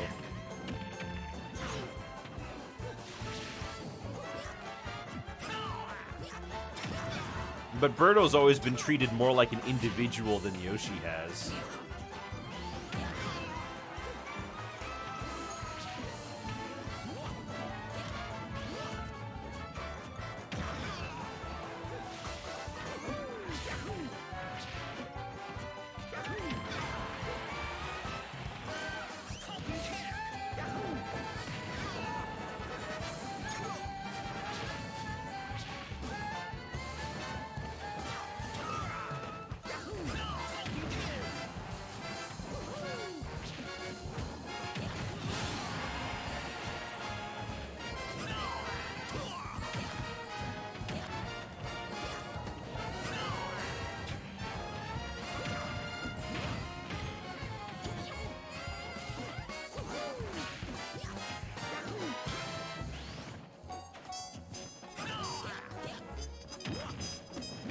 Oh, you mean watch them add another Mario character? Well, they're all Mario characters except for the Donkey Kong ones, I guess. You know, I wonder, in retrospect, why they decided to bring Funky Kong to Wii. It kind of turned out to be a really cool thing because he's one of the most memorable characters in the franchise, but... Maybe it's because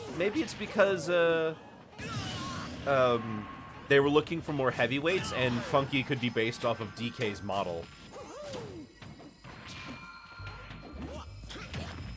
But Funky is a kind of character that exudes so much personality in Mario Kart that it really makes a huge difference.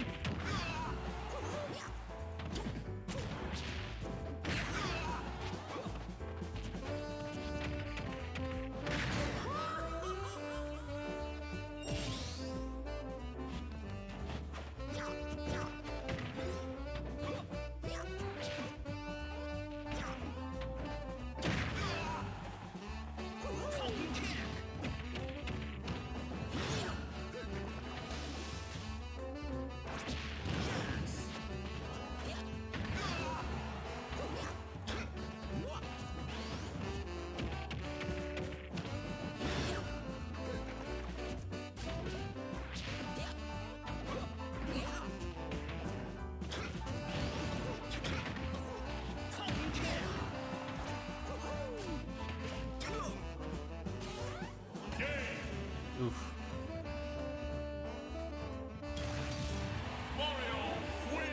I'm still holding out hope that another Donkey Kong game is in the works for the Switch. I don't think it's happening, but I'm holding out hope, you know?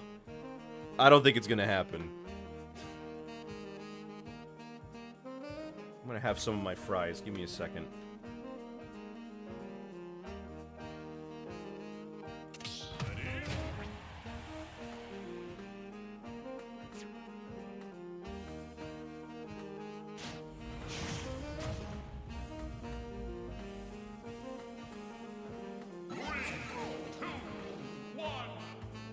If Petey was going to be in the game, I don't think that they replaced him.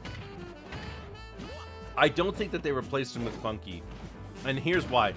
I believe that all of Double Dash's icons were in the game. What was the last DK game? Yeah, that 2018 port of Tropical Freeze with the Funky mode. That's the last DK game. Although it's, you know, it's a port of a 2014 game, so it's been 9 years since the last new Donkey Kong game. I'm starting to understand F-Zero fans.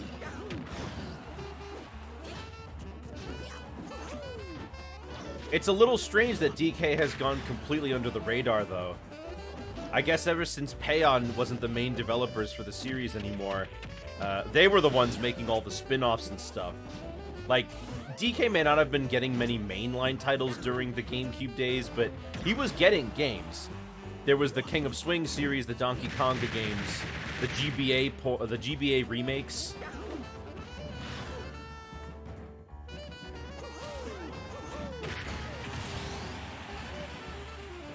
There was things happening, but ever since 2014, it's basically been silent.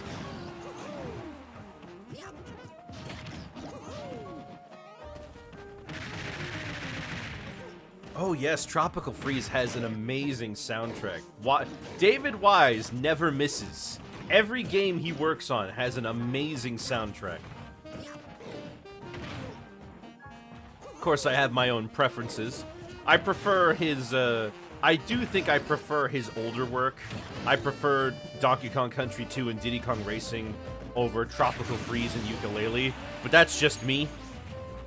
His style has definitely leaned way more away from the video gamey melodies and more towards atmosphere, because that's this kind of thing he seemed to like to do in the original DKC.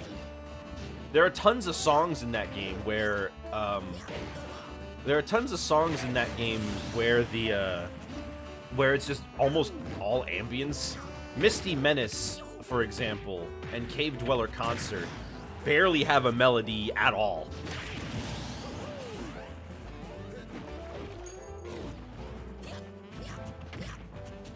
Huh. Does it have to do with DK not selling well? Maybe. I could totally see that happening. You know, DK's time in the limelight is over. He's not a big name anymore. The Super Nintendo and N64 days were his big years, right? And I'm kind of lucky that the GameCube and the GBA got as much attention for DK as they did. Although the last Donkey Kong spin-off we ever got was Barrel Blast in 2007, huh? I think that's the last DK game Payon ever worked on. Ooh, nasty.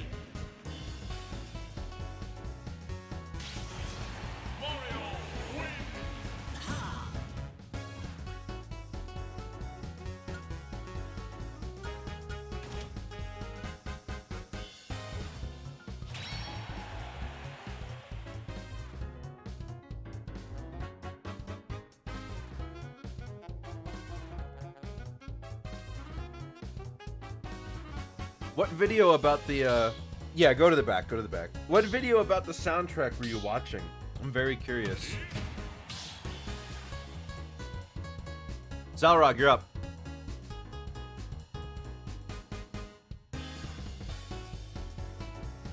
Uh-oh. Uh-oh.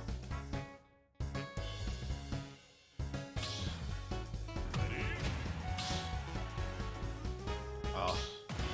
Oh well.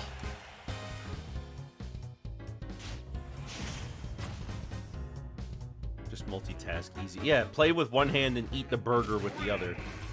Like you can in Earthbound.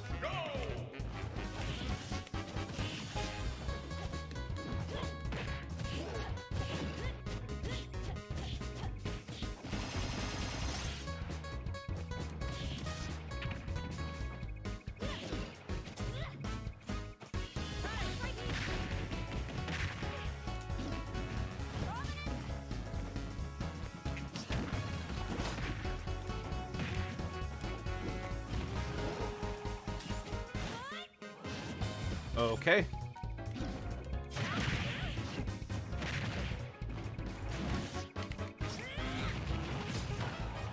Mother 3 is never going to be added to the Nintendo Online. That's... Oh, for Pete's sake! The lag!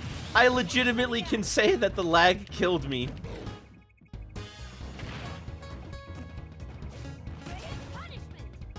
Well, at least I got my revenge. Mother 3 is never being added. I'm sorry. That game is just too much of a mess to not only have to translate.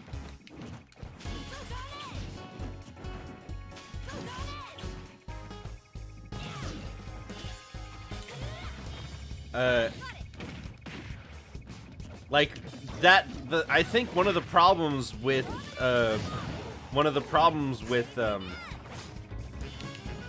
what is it? One of the problems with Mother 3 is that it would 100% not, like, it would be rated, like, it would almost be rated M, I'd say. Based on not only the dialogue in the game, they translated Mother 1. They did not translate Earthbound Beginnings. Earthbound Beginnings was translated in 1990. The game was sitting there in Nintendo's archives for years. Just completely not released because the Super Nintendo was on the way.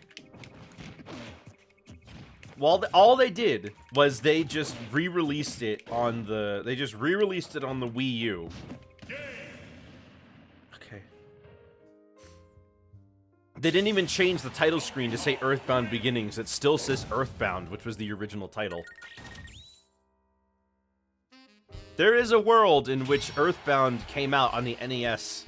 And then we got Earthbound 2 on the Super Nintendo.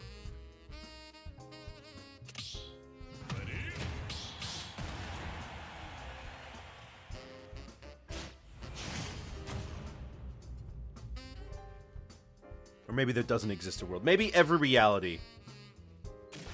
wonder who David Wise composed the music. Oh, was it Retro Wave? Because I think they did a video not about the music, but about the development of the game as a whole.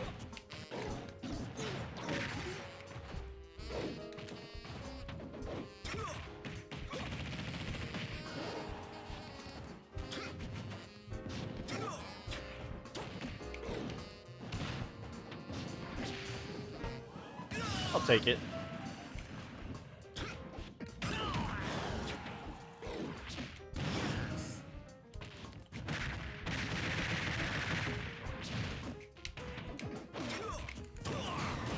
Wow.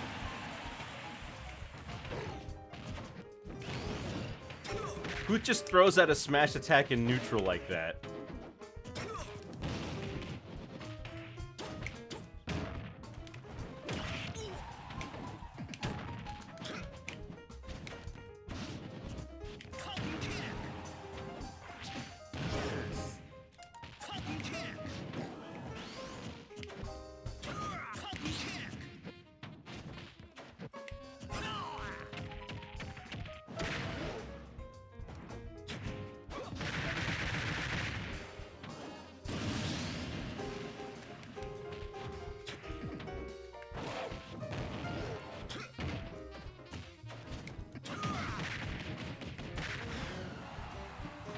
I think it was Retro Wave.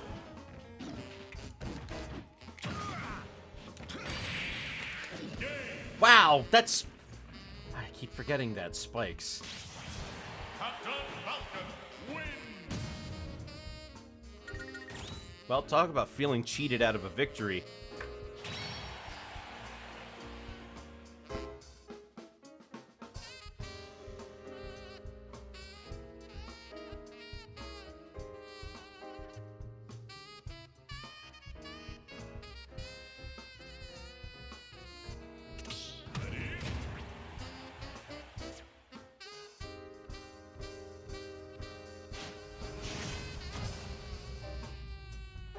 Raptor Boost has armor when he's doing the uppercut. 2, 1, go! Before that, it does not. But when he's doing the uppercut, he's got super armor.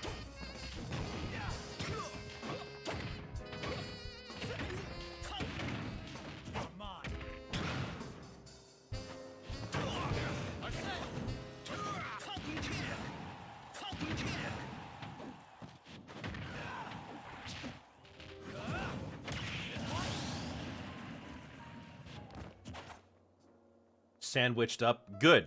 What kind of sandwich was... Oh, okay. I don't get to watch it. You say Rosaline isn't in Mario Kart 8? No. Rosaline is in Mario Kart 8. Oh, look. It's that one Sonic fan. You know the one. The one Sonic fan. Well, I guess while I'm here, I can kick the guy who's not playing.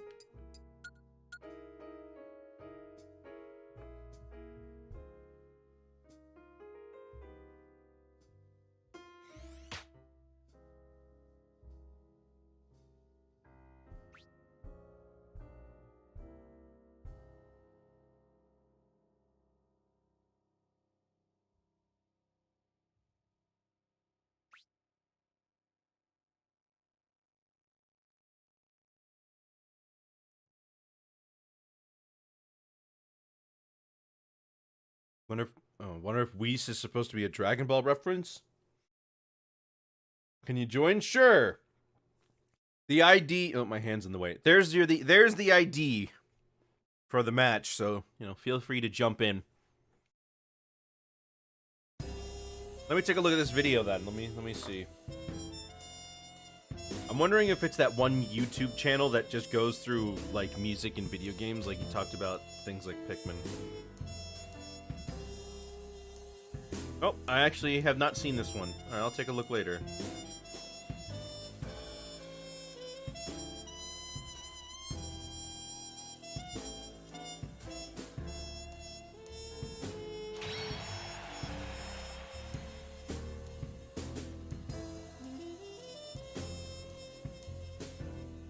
Oh, Falcon won that, huh?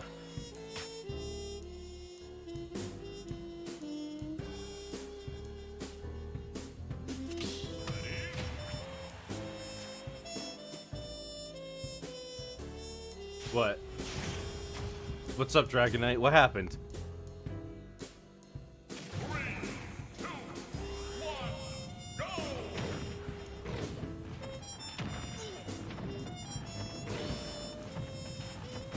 Oh, your internet died. Oh, that's unfortunate.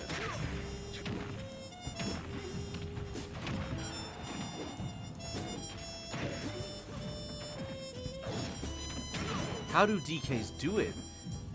I'm looking at Whipper here, and you saw that thing he got where he basically just did a bear string all the way across the stage. How did they do it? Whenever I go for it, I always mess up the timing, or not mess up the timing, more so like the person can react early enough to be hit by it.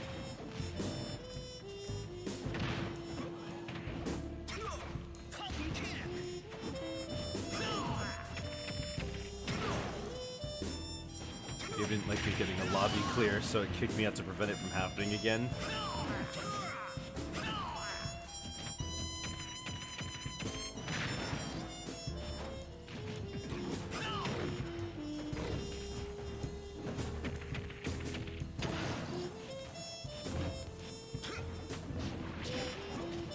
Oh wow, he can recover from that? That was off screen!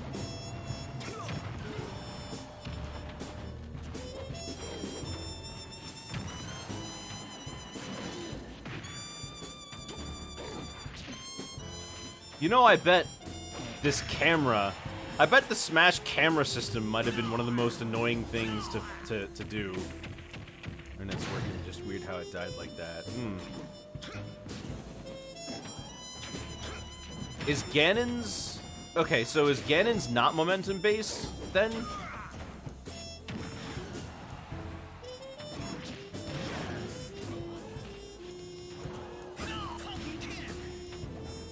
Huh, interesting.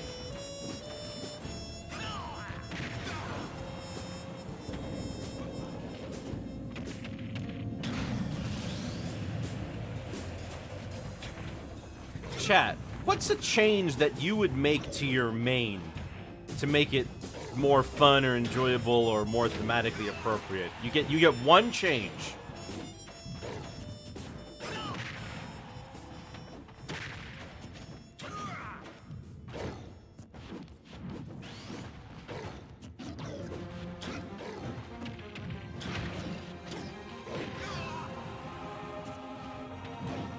Bowser fireballs.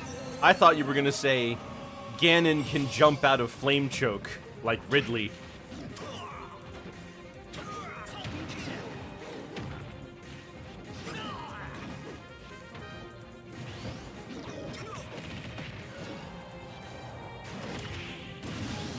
Oh, that's disgusting. I hate that.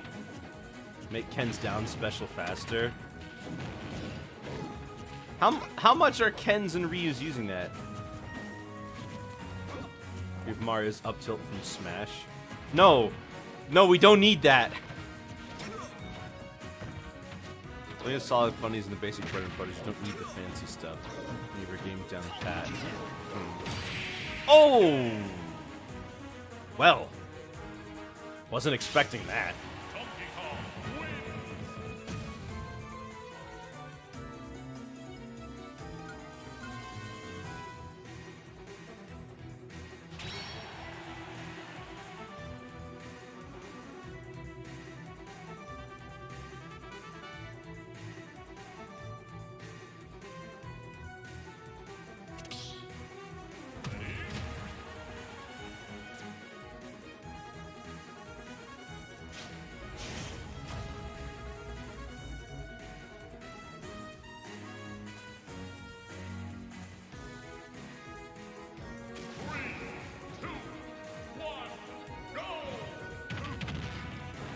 Alright, now I'm done eating my fries. And I feel better. I needed some food in me. Fries are tasty. They're Popeye's fries, so they got those, like... Oh my goodness! Oh. Getting a lot of mileage out of that forward smash. Forward fair, I should say. Anyway, kind of want DK to have barrels. This has been a talking point that I've seen a lot of people make. I think if you want to give DK barrels, you'd need to redesign his whole character. Or at least have a massive shift in his gameplay, like Ganon. Like when they added all of those sweeping smash attacks, Ganon's play very differently now.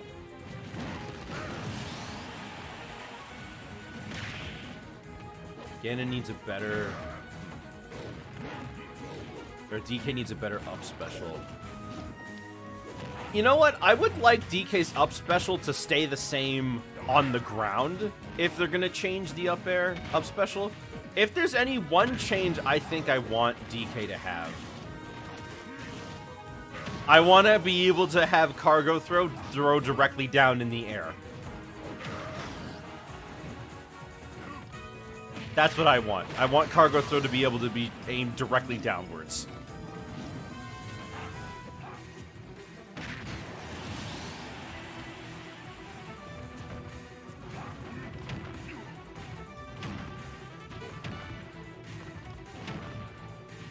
Banjo's Norals are fast as some kind of grounded combo starter. Isn't Brigo Blaster a grounded combo starter? Or do you mean in his normals? Ay, ay, ay.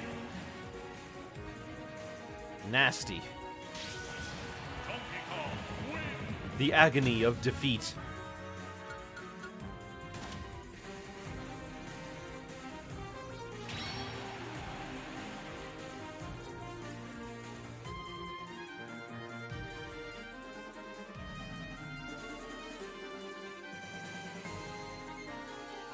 New Smash attacks didn't fundamentally change Ganon's game plan any. Really? They didn't... I mean, Ganon wasn't exactly hanging around on ledges trying to catch people with those smash attacks. With those smash attacks on rolls.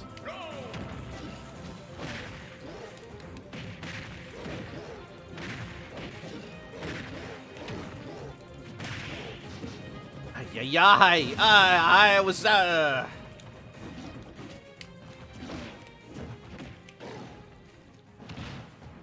Okay.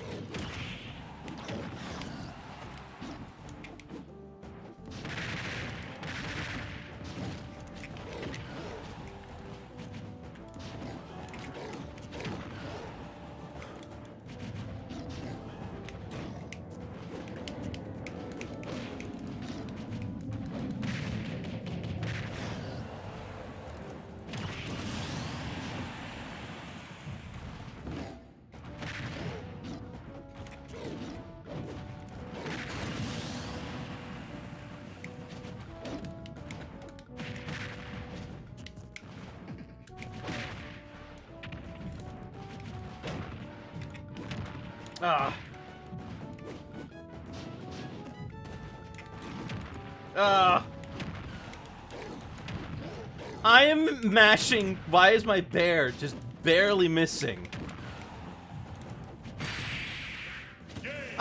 Oh, that didn't even touch me. That didn't even touch me.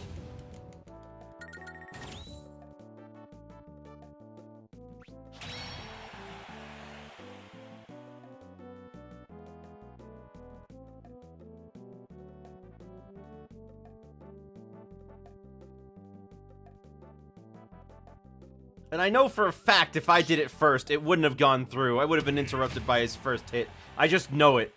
Oh, I did hit him. That's the worst part. I did hit him, and it didn't get interrupted. They just both went through.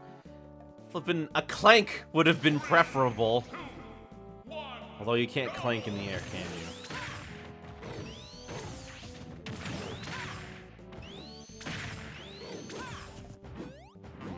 And now I see why you decided to call yourself that one Sonic fan.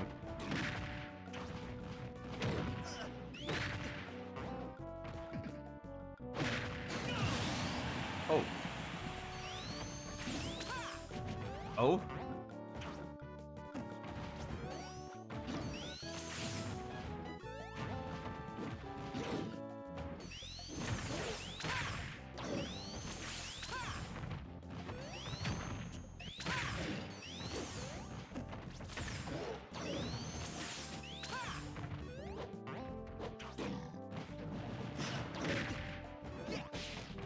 I can't tell if what Whipper's doing is mashing or very intentional.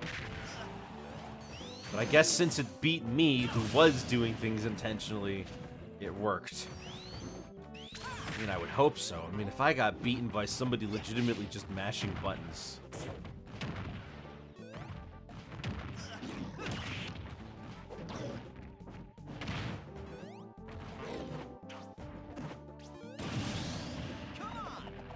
Taunting on that? Alright. I mean, you know. Alright.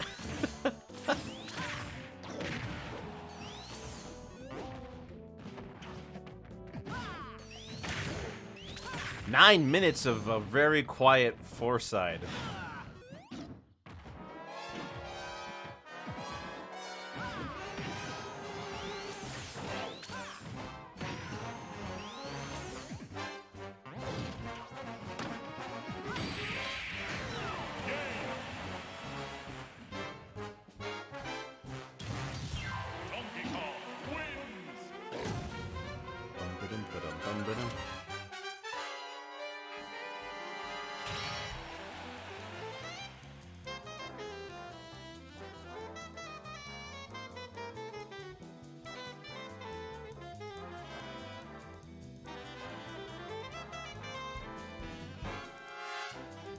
Getting weak hit while someone's trying to land usually means they just link into somebody else. Taunt because it's a habit? I see. Stock into taunt. It's a true combo.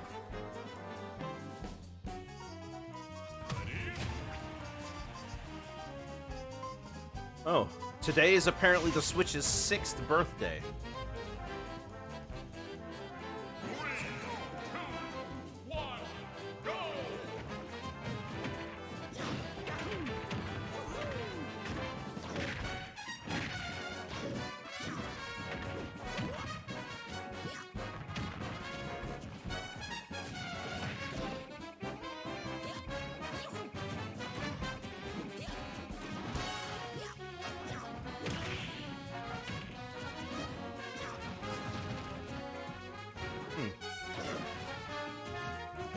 So what games are you guys looking forward to see when they, to like the N64 and into the GBA, I should say, now that we have that? I mean, I'm waiting for Kirby and the Amazing Mirror. I would love to do a 4-player Kirby and the Amazing Mirror stream. Because, you know what? It actually, the online for the GBA actually works pretty well. And I'd love to, like, way better than the emulators that are out there, actually. You know, 3 other people who have the expansion. Everybody on my family plan should have it, which I'm, you know. But no, aside from them, I don't.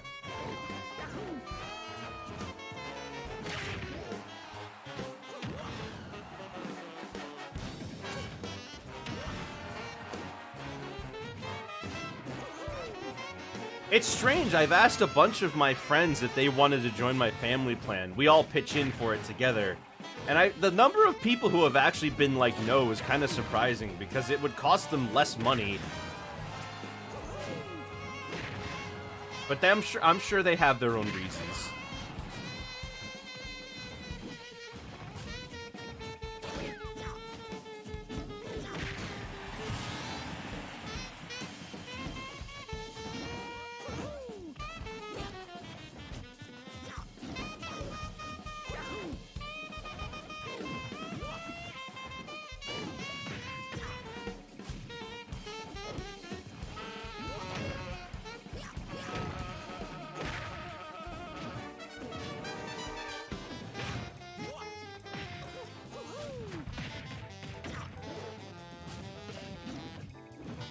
But I've actually tried to use like a GBA emulator. Get to line up renewal crystals is the annoying thing. And renewal cycles.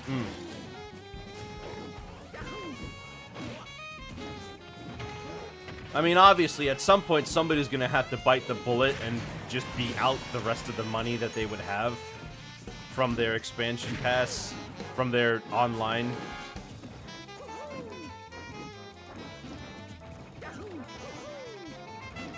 But once everybody's on the same thing, everybody renews at the same time, you know. So I don't know. It just depends, I guess.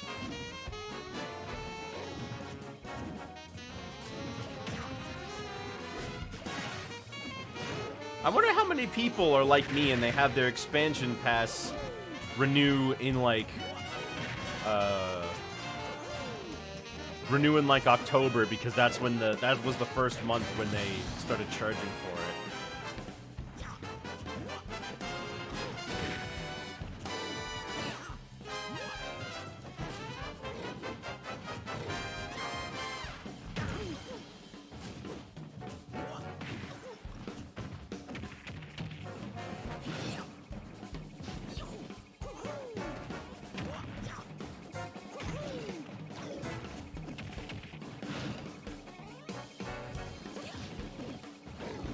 Considering lack of up tilts, SMH amateur DK.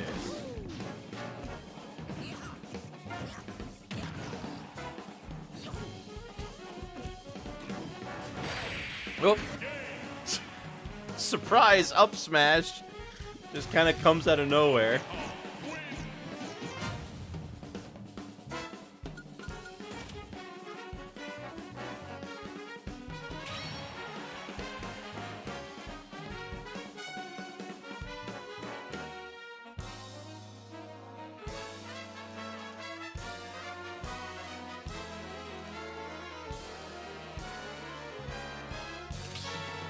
Zelrog, what is this thing you've put in the platform fighter channel on the server with the number one Marth with seven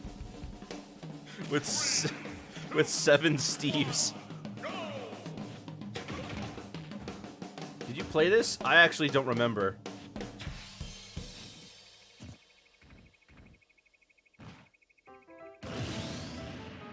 Alright, well.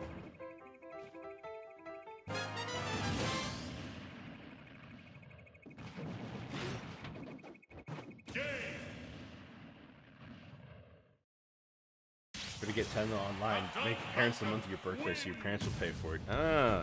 You gotta strategize. It's a good idea.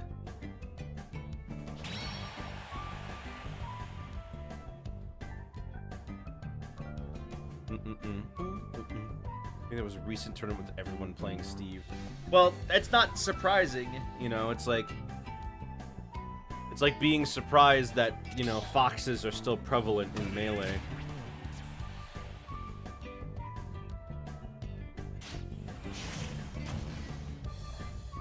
Even if Steve wasn't the best character, but one of the best, you'd probably still see him up there because he's just such a matchup check.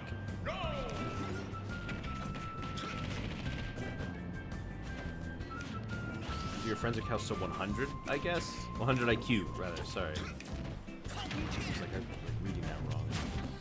Zalrog Sephiroth, actually. I didn't even, like, parse that. Sephiroth, huh? Wow. Good movement. You know what's a habit I'd really like to break? I always find myself jumping at the top of my launch. And I don't know if it's just me. Steve has a disadvantage with anything in the game. There are some characters that actually perform pretty well against him. I believe that K. Rool is one of those characters. As in jumping out of hit stun. Yes, yes. I do that all the time. After I get launched, I always jump. Or almost always. I don't catch myself enough, but that's a habit I'd really like to break. In general, I think in general what my Smash play needs is I need to be more mindful, just in general. I'd like to be able to just... I'd like to be able to improve my understanding. I think that's ultimately what it comes down to. Because if I can improve my understanding of the game, then everything else should fall into place. Steve kind of ignores the rules of Smash. For example, I mean, I know it feels that way, but, like, Mac also feels that way, and it's clear that he doesn't. But I'm curious what you mean by that.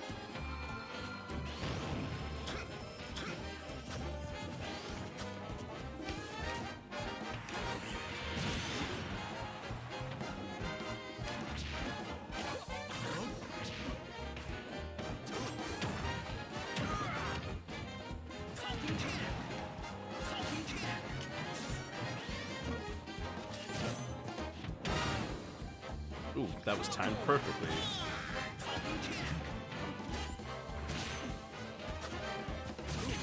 Ooh, there it is. There's the angel. Oh, never mind. Captain Falcon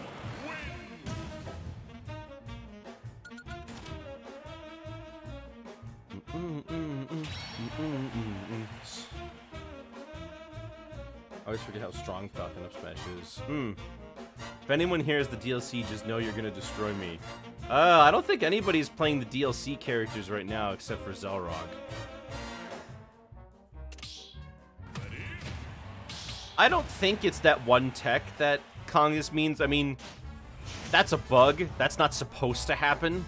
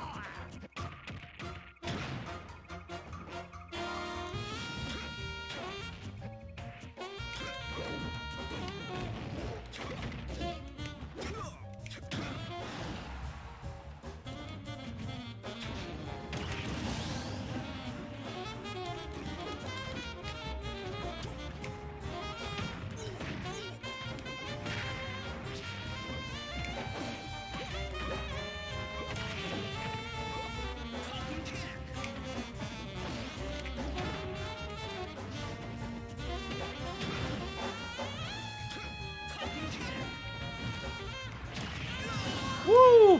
That was nice.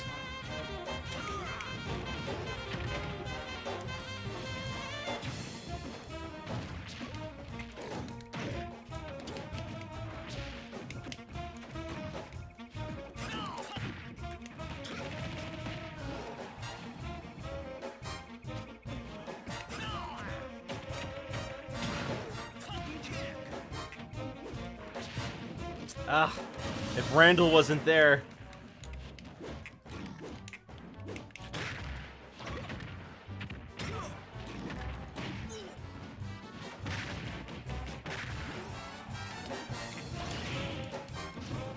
My bear didn't even go out. My bear didn't even go out. The risk reward is just heavily favored towards Steve for a lot of matchups. And having to worry about getting reversed, even if you're in advantage, is just dumb, considering you should be winning. You get blown by a down air, minecart, or a walk up and up tilt for free shield pressure. Top of forcing interaction by creating a wall or saving yourself with a wall tech from a lock that would otherwise not be there. Yeah, that's more of what I was expecting. Just Steve's general game plan being very, you know, I can do anything, and you can't.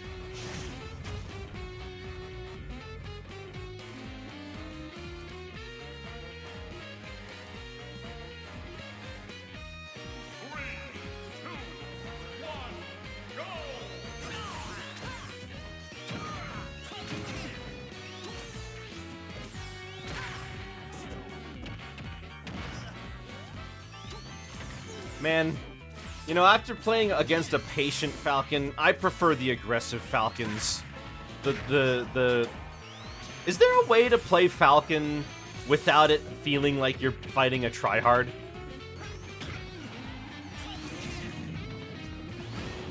Well, yes, I know, we know about the Phantom tech. We know about that. We know about how ridiculous it is to police this bug, and banning Steve as a whole is kind of the only fix that makes sense. Falcon's reputation precedes him. Well, I mean more Whipper, and like, it doesn't feel like there's a way to play Falcon well that doesn't feel like the guy is sweating all over his controller. At least to me.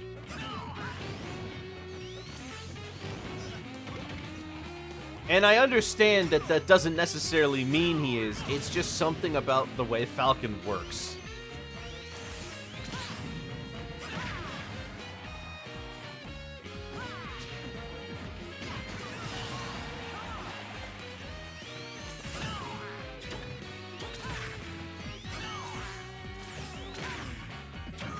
Falcon's a harder Mario ZSS. Mario harder? Is Mario easier than Falcon to use? I don't...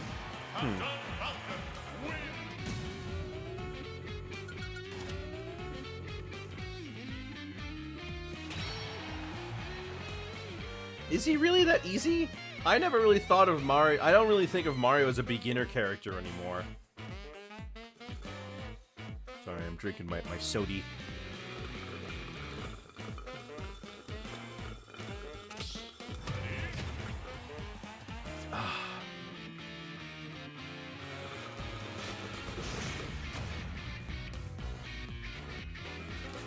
Out of soda.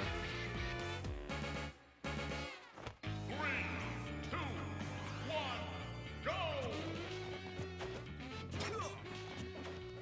Falcon's combos are very DI dependent, so you have to adjust them.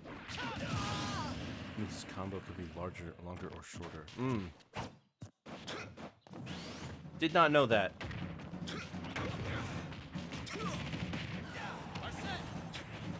Oh.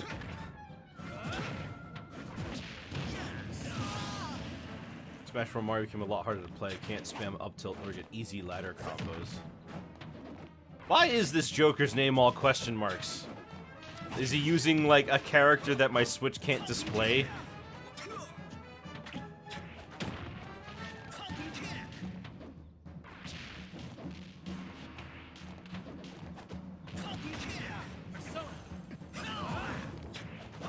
See you later, Sonic fan. Glad to have you along. Like, who was supposed to be the flashy character with high end leg as a weakness before Sephiroth came and min-maxed it. Sephiroth also gets those... Sephiroth also gets the one-winged angel thingy, where, like, his smash attacks also just get armor. Captain Falcon wins! Sephiroth's also got pretty... Sephiroth's also got pretty high, like... What's the word? Not beginning lag. Startup. He's like a pretty big startup.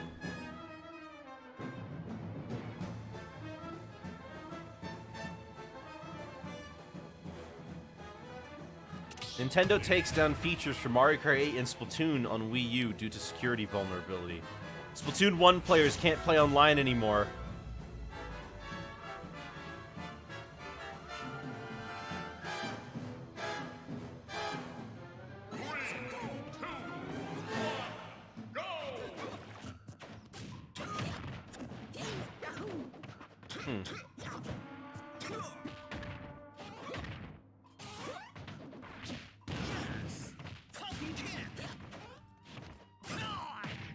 Ah, the platform. I almost want the next Smash game to not include Smashville or Town and City, so that we can finally be free.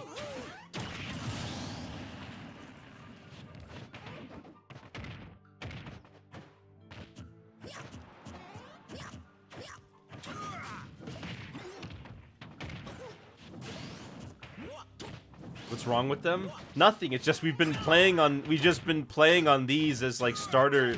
We've been playing on these stages for the last 8 years.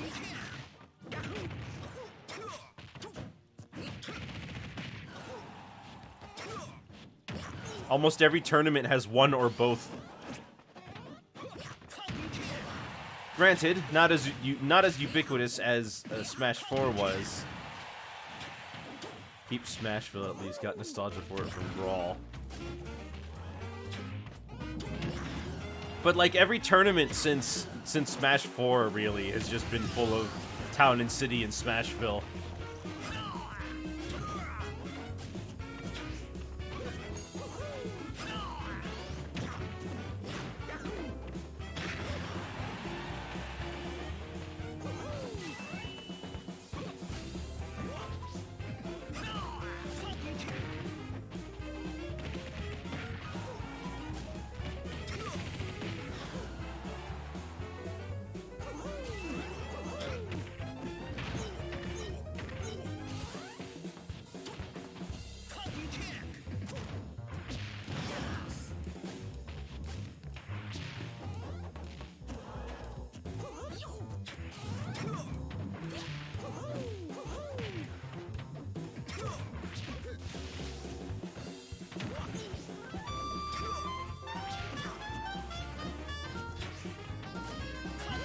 Come on.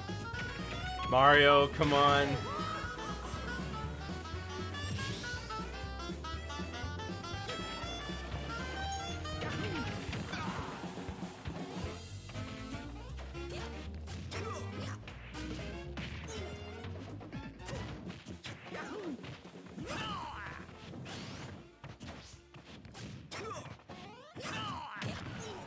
I would like to see...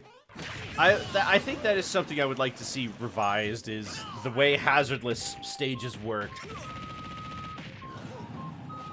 For one thing, I think what would benefit everyone is if we could have, like, a random stage select thing, but for hazardless.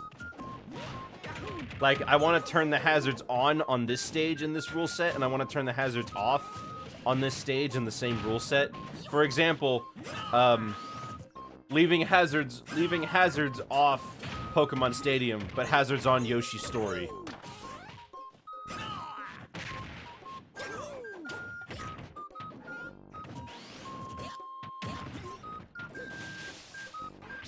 Also, maybe a more consistent way hazardless stages are chosen. Like, for example, why does, what is it?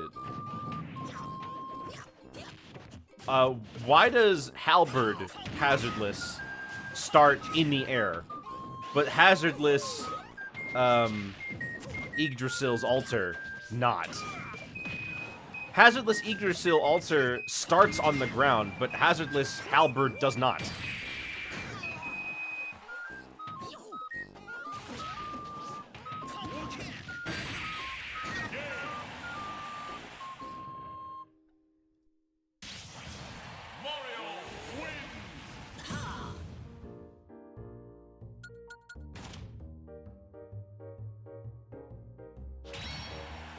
What are some other weird ones?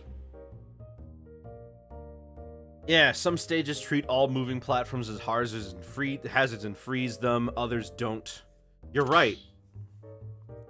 Or in the case of Yoshi's Story, it removes the moving platform altogether.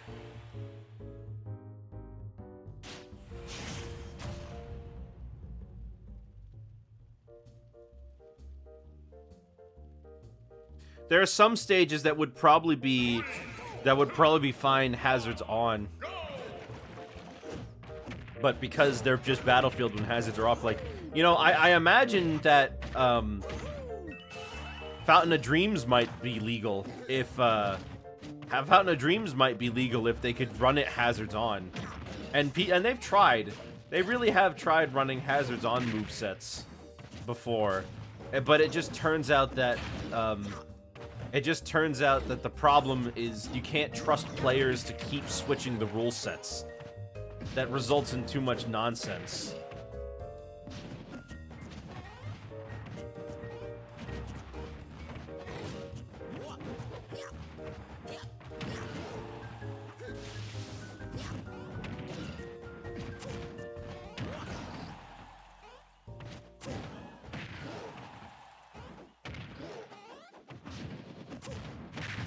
What there's some that annoy me too, like Congo Jungle 64 might be allowed to be legal if the two platforms would move and the barrel was gone. But since we can't have one or the other, we have to have both.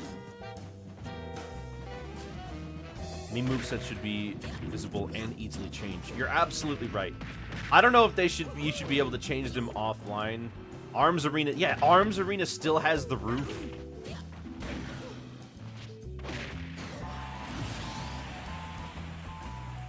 I think it's pretty telling, though, that that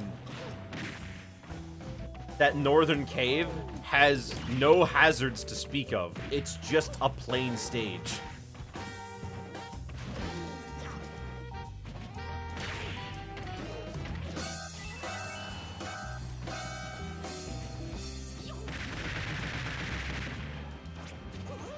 If Congo Falls was situated in the center and the rock wasn't there, that stage could be legal.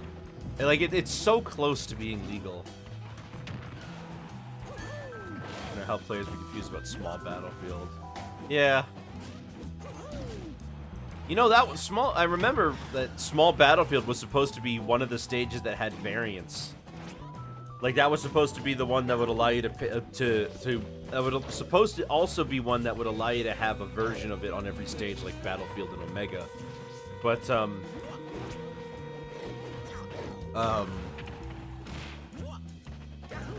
but they couldn't get it to work, so that's why they allowed the ability to play any music you want on the stage instead, which is nice.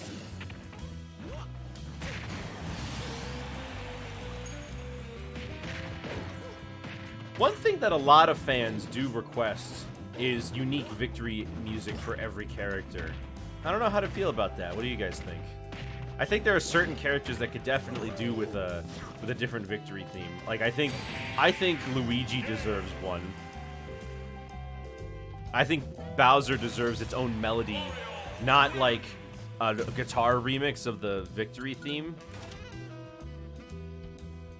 but like not a guitar remix of the victory theme, but like a remix of his theme from Mario 64. All right, meh. What are you doing today? Riddles, huh?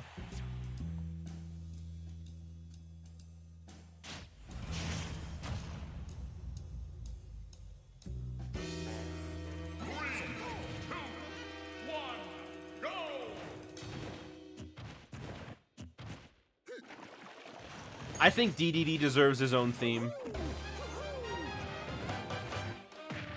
Have we gotten Fountain today? I don't remember if we've gotten Fountain today.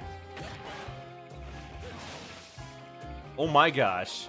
I've never seen him go so high before.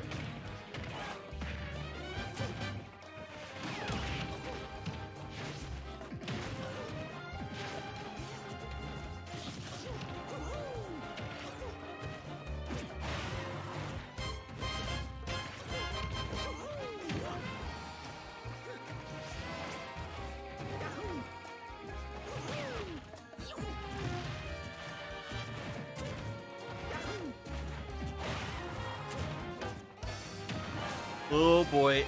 Come on, can he get the grab? Not you, I'm talking about Ridley.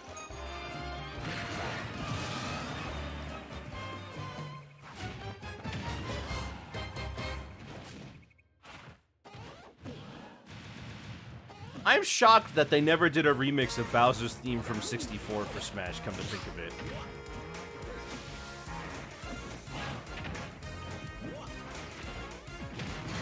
Ooh, nice. Man, I forgot how slow Ridley is.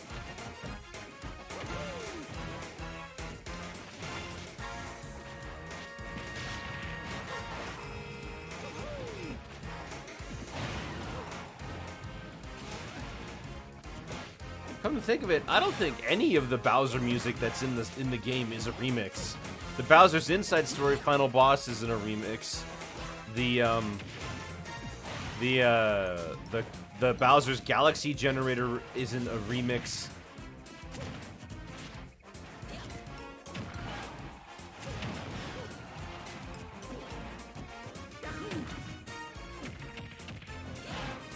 Oh, wait, no, I take it back. The Super Mario World Castle / Boss remix, although that's not necessarily Bowser's theme. And then the Mario 3 Bowser remix is the first one, I think. Oh my goodness.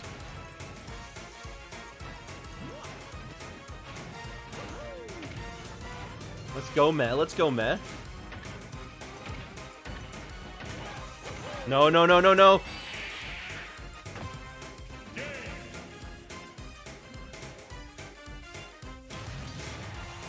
Well, I had your back.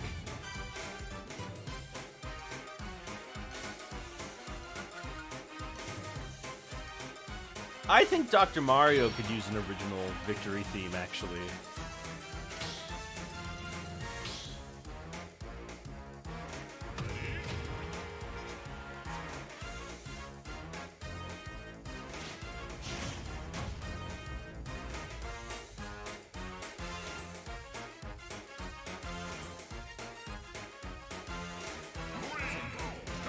You know what I'm suddenly reminded of? Here, I'll just put it in the, I'll just put it in the quests here. This will be a classic. Back to better days when I didn't care so much about winning at Smash Bros.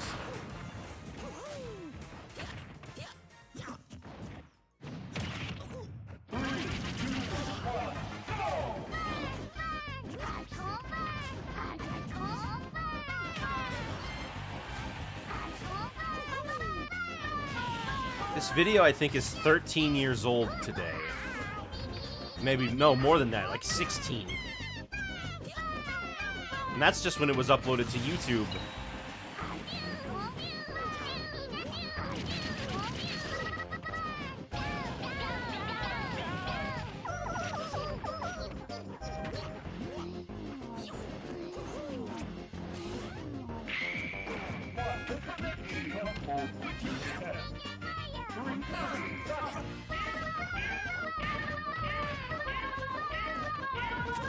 This was also the version that they used in all those Robotnik videos. Like, this video contains Win.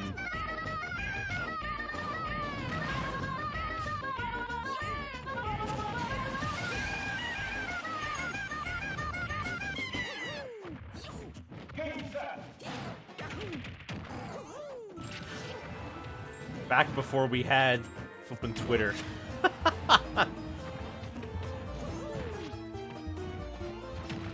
Oh.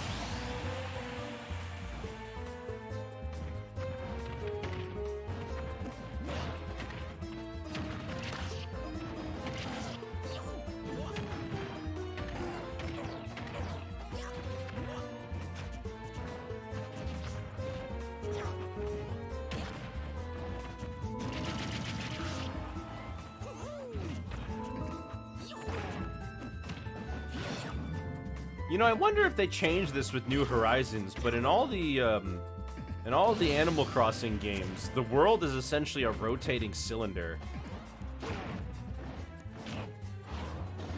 Also, if that's really how long it takes for is that really how the distance between the town and the city in City Folk? I'm shocked that you need a bus at all.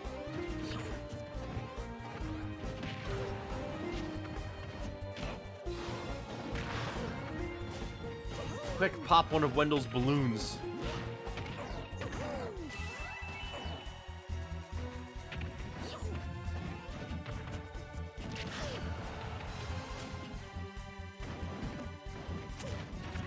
Ah, platform. Platform, gotcha. There it is.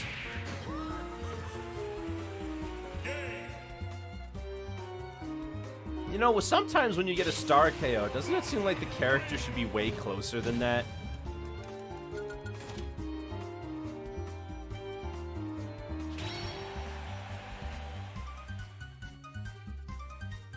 Like, when Mario got that star KO, he was like in front of the hills.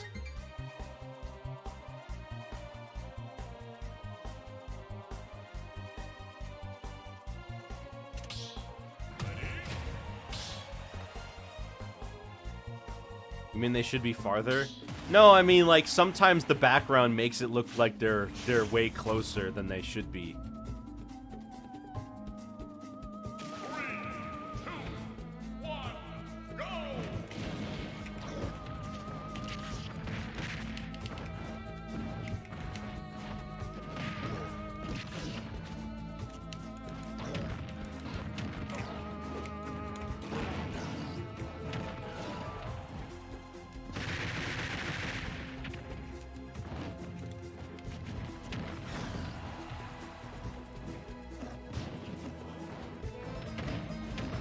Ah, please.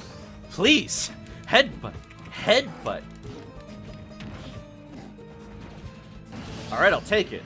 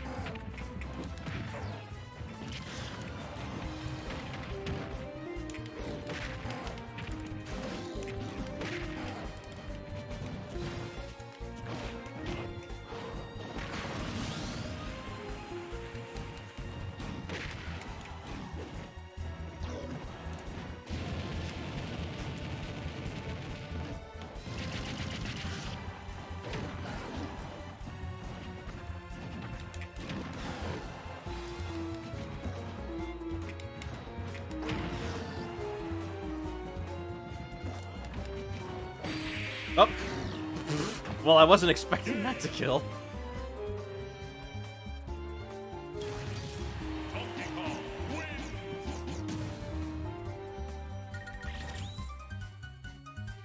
I have no way to, like, prove this, but I have, like, a feeling that I have, like, a 95% surety.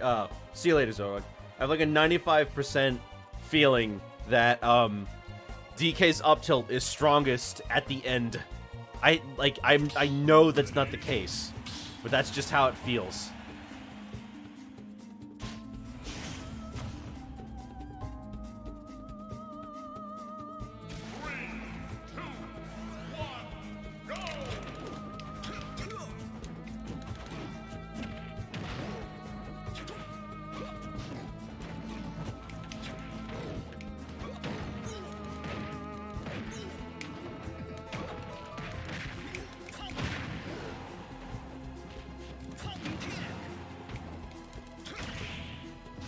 I was above him. Alright, but thanks. Thanks, game. No. That's nice.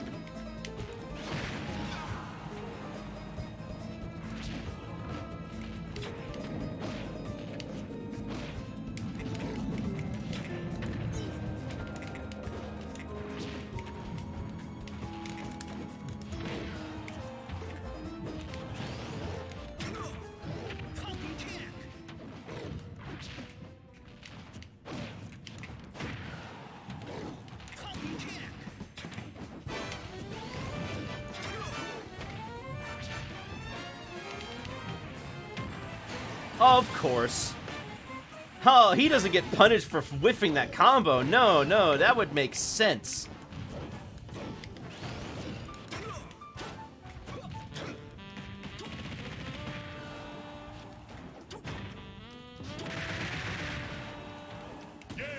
Of course Falcon won't get punished for whiffing that combo. Of course edge guarding is free. Why would it be any different? Why would Falcon actually have to try? No, of course not.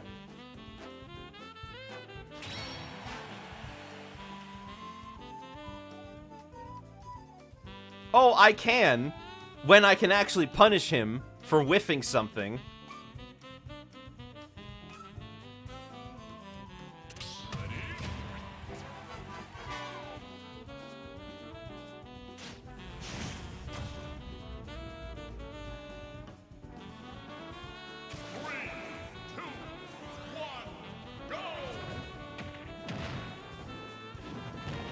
Is there not already a Birdman mod for Falcon? I feel like that's something that would be... Maybe Space Ghost.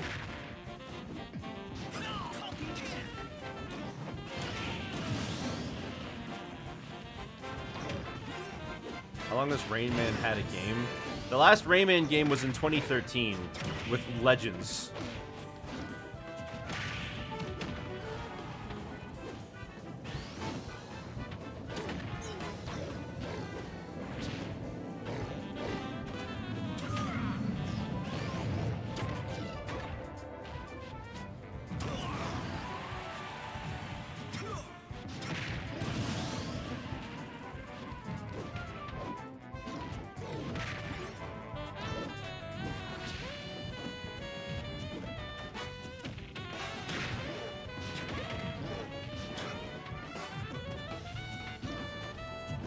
Wonder how many DK fan games there are? There's quite a few, although I don't know how good they are. I mean, of course, there's always somebody's like, you know, just had Game Maker, let me try this out kind of fan game. Nice. I do know about Donkey Kong Country 4. That's a pretty good one.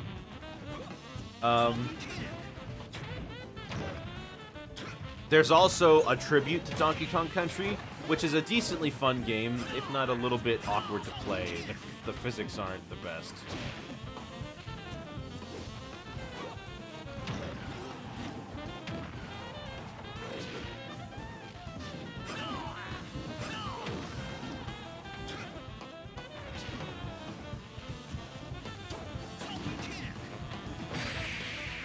Nice. Yeah, that I could see that Falcon was panicking at the end there. Never heard about 4, tell me about it. Donkey Kong Country 4 is a fan game with a few different worlds, but they're all original levels, based off of the original Donkey Kong Country styled formula. But the main thing is that you can play as DK, Diddy, Dixie, and Kitty, and any combination of the 4.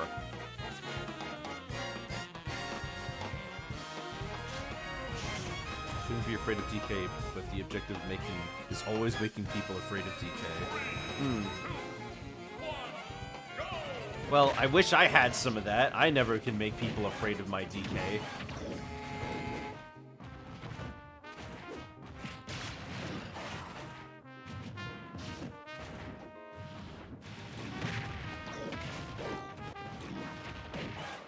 Watch that if you streamed it.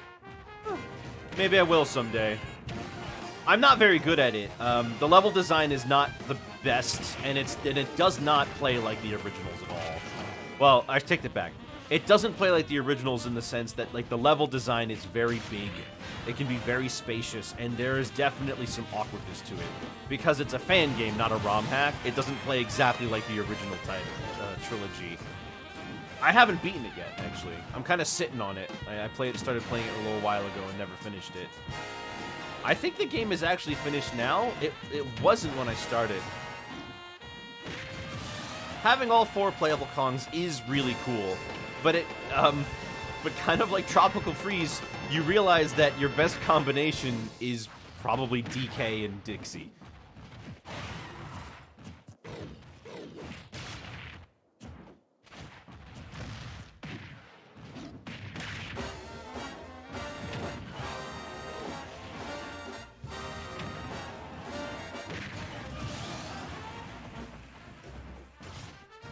Can Diddy do anything DK can't? Well, Kitty holds barrels in front of him, and Kitty can also bounce on the water like in DKC3, but it's even more useless in this game.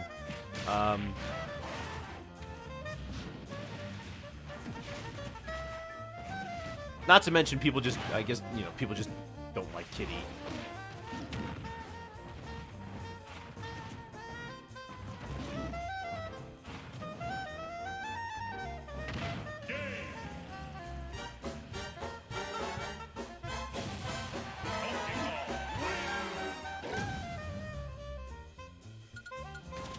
But it is a well-crafted game, so maybe I'll try it out.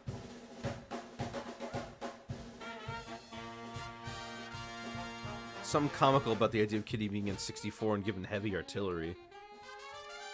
You know what? Yeah. I would be there for that. I'm surprised that nobody's ROM hacked DK64 to add in Dixie and Kitty instead of Tiny and Chunky yet.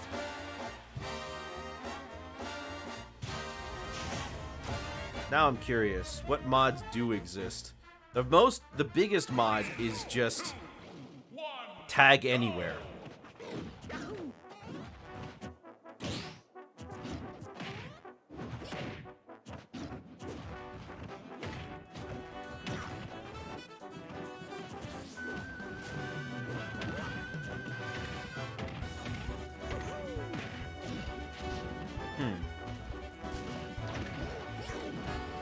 I'm looking here and I'm not seeing anything crazy. And I look DK64 mods, and most of the things I get are mods for Smash to make him look more like, to make it like DK64 themed instead.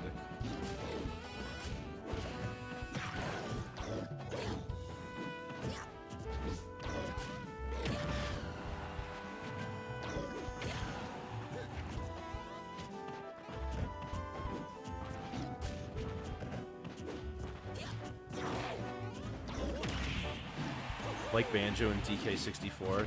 That's a little different, but you're right. That's a ROM hack of Banjo-Kazooie, not a ROM hack of DK64. That guy has... Oh, okay. They just managed to perfectly line that up. That's a ROM hack of Banjo-Kazooie with DK64 levels, not like a ROM hack of DK64 with Banjo in it.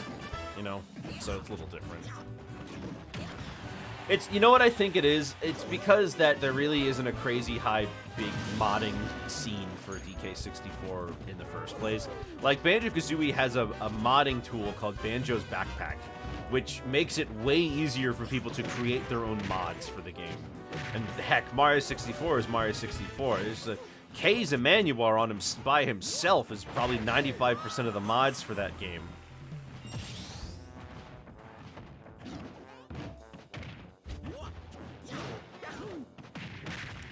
Like, man, that guy is outstanding. If you've never seen any of his ROM hacks, he has some of the most gorgeous-looking, well-made ROM hacks. Yeah, and he got it running at 60 FPS on real hardware.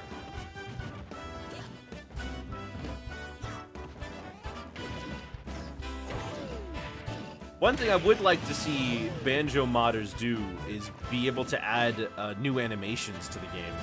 Because as it is, Banjo has a problem where if you add a new model to the game, or something, you can't animate it. It's forced to stay put. And you can't make it like inherit the animation data of something that already exists either. You're just stuck with it. Ouchie. You're just kind of stuck with it as is.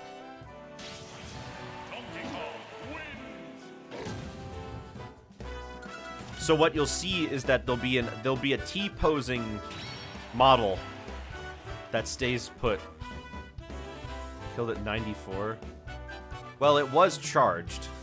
Not all the way, but it was charged.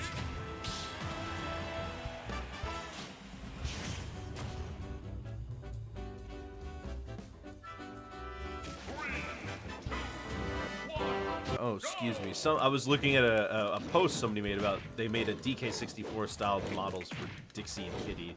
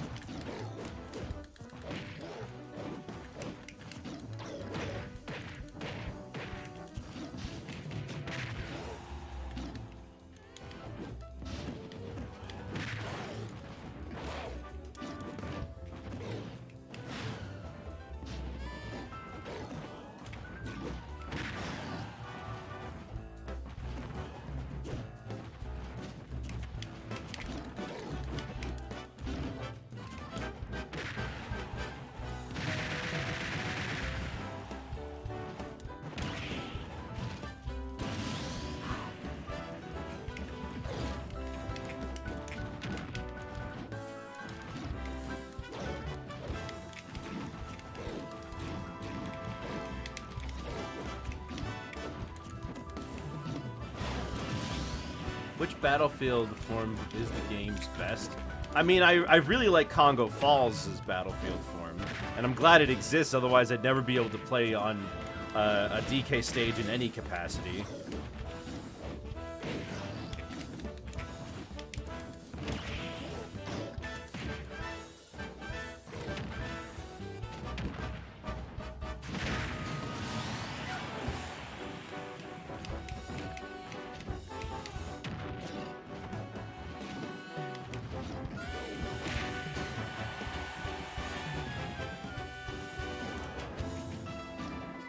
Oh. I think I like Melee's Battlefield the most. Not Melee's Melee's Battlefield. Actually, but I was thinking of Final Destination. I think I like the aesthetics of Melee's Battlefield the most, but I tend to like Brawl's music more. That's just on the whole. Like, Brawl Final Destination is kind of the peak for me.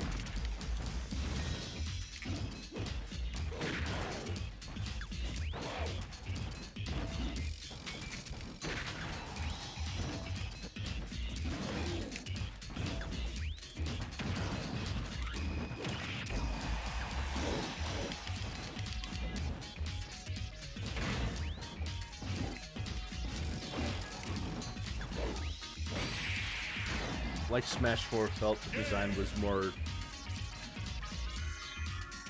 more design was on it than the... What do you mean?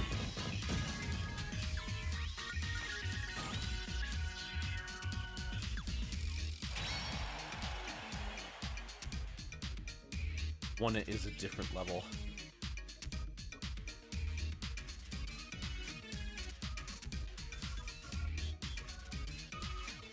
Ooh, Metal Cavern. Metacrystal is...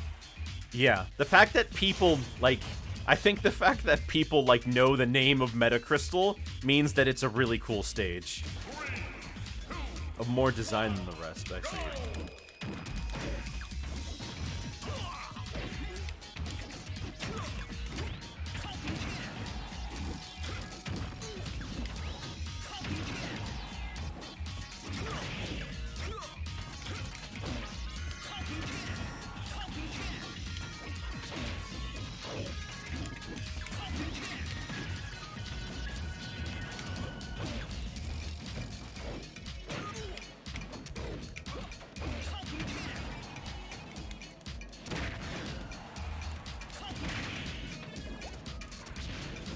Oh my gosh! I wasn't gonna make it back to stage, but I did it thanks to Falcon.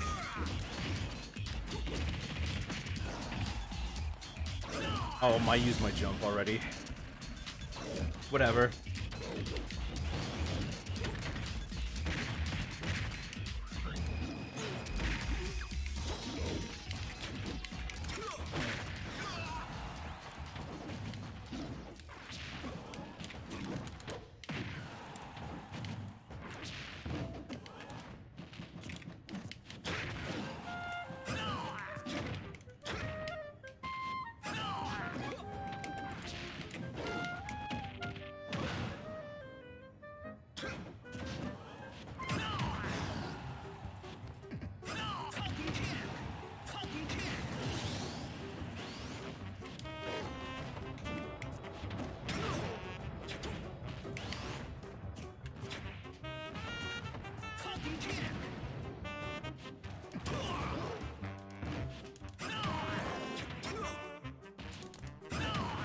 Hey, my headbutt went through first game.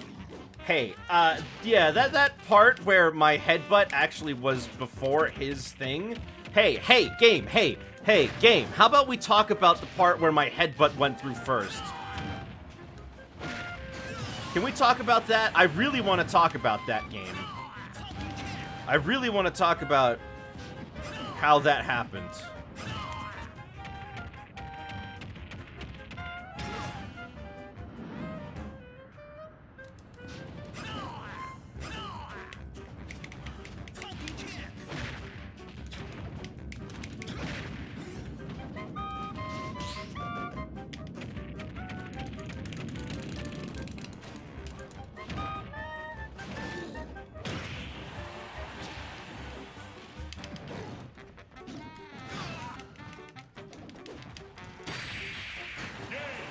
I can't believe I got cheated.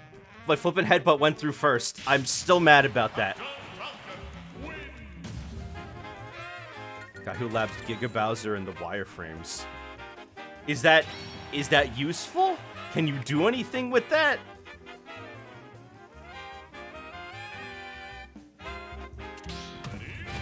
Alright, this is gonna be our last rotation for the day. I mean, you can't even really play them, can you? Can you use like a master hand cheat? DK either steamrolls, gets cheated, and nearly makes it back anyway, or gets steamrolled.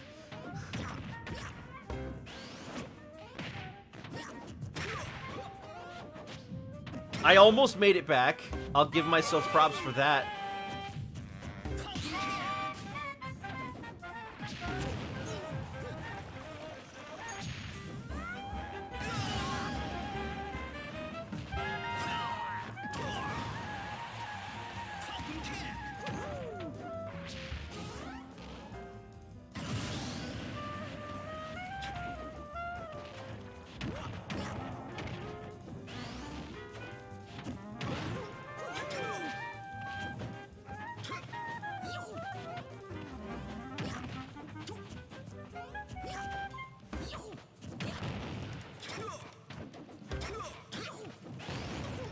Excuse me.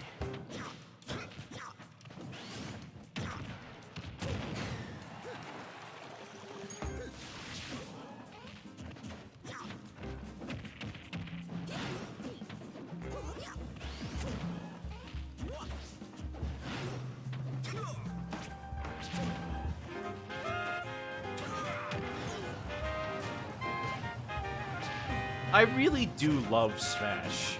Like, I get upset often, but I really do love this game. I love the callbacks. I love how it plays. I love the movement focus of it. I love being able to get those really cheesy early kills.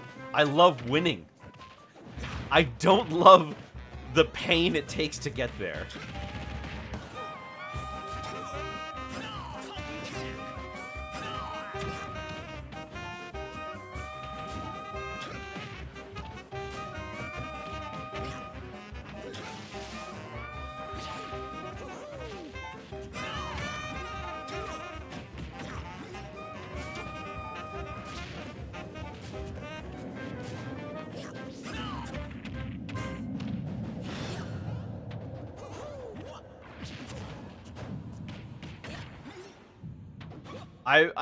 I really do wish I was good enough to appreciate this game better, and to be able to show like what it takes to practice a skill and be rewarded for doing so.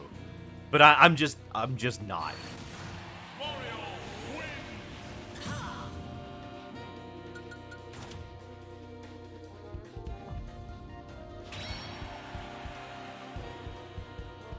Also, good job on the Falcon fight.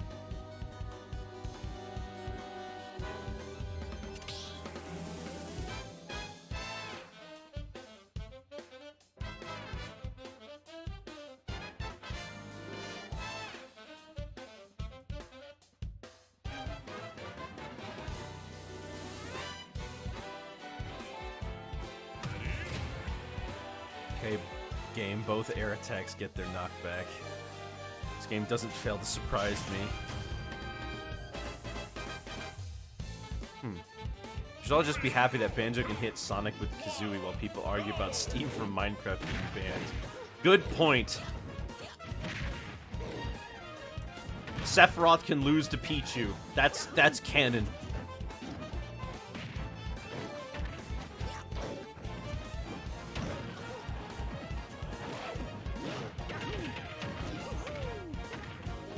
Hey, we should be glad that Bowser's not as bad as he was in Melee, huh?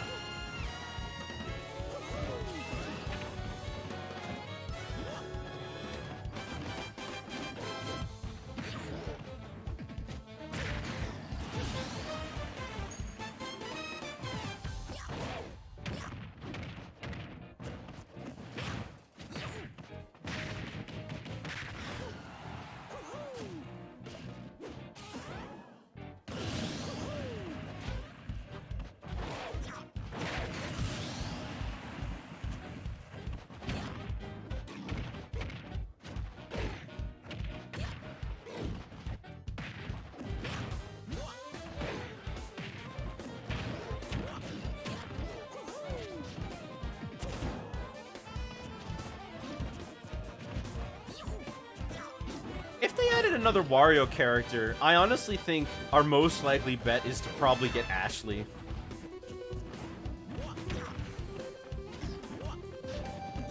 Although I do want them to add Waluigi to WarioWare, just so that they can say that he's from Wario series instead.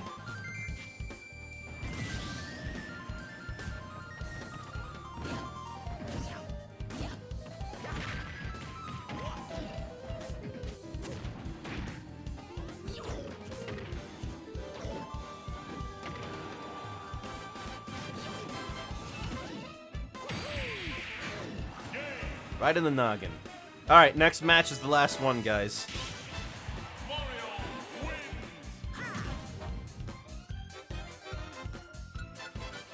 We have Ashley, kinda. You're right, we got the Mii costume. But I've been thinking about that. It's gonna be definitely her over somebody like Captain Syrup.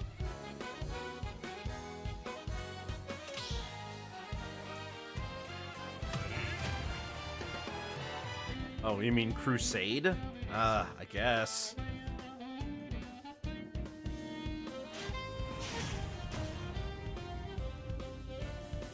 Man, why Aegis? Because we hate you, I guess.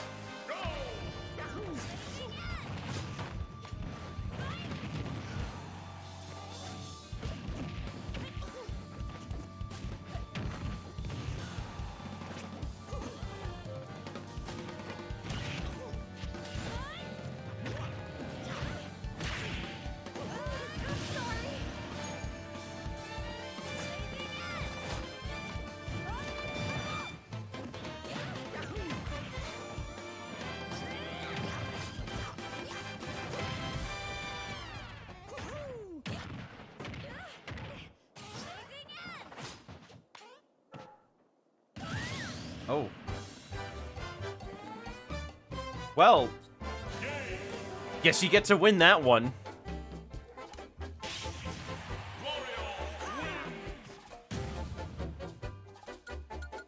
Guess you get to take that one home. How about that, huh?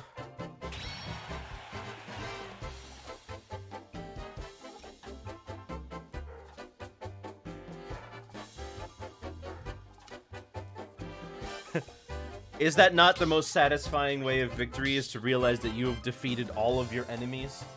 Anyway, that's all for me for today. I hope you guys liked what you played and you enjoyed doing some smashes with me. Tomorrow, we will be completing Sonic Frontiers, so be sure to be around for that. Aside from that, that's all from me for today, so I'll be seeing you guys later. Have yourselves a very good night, and goodbye.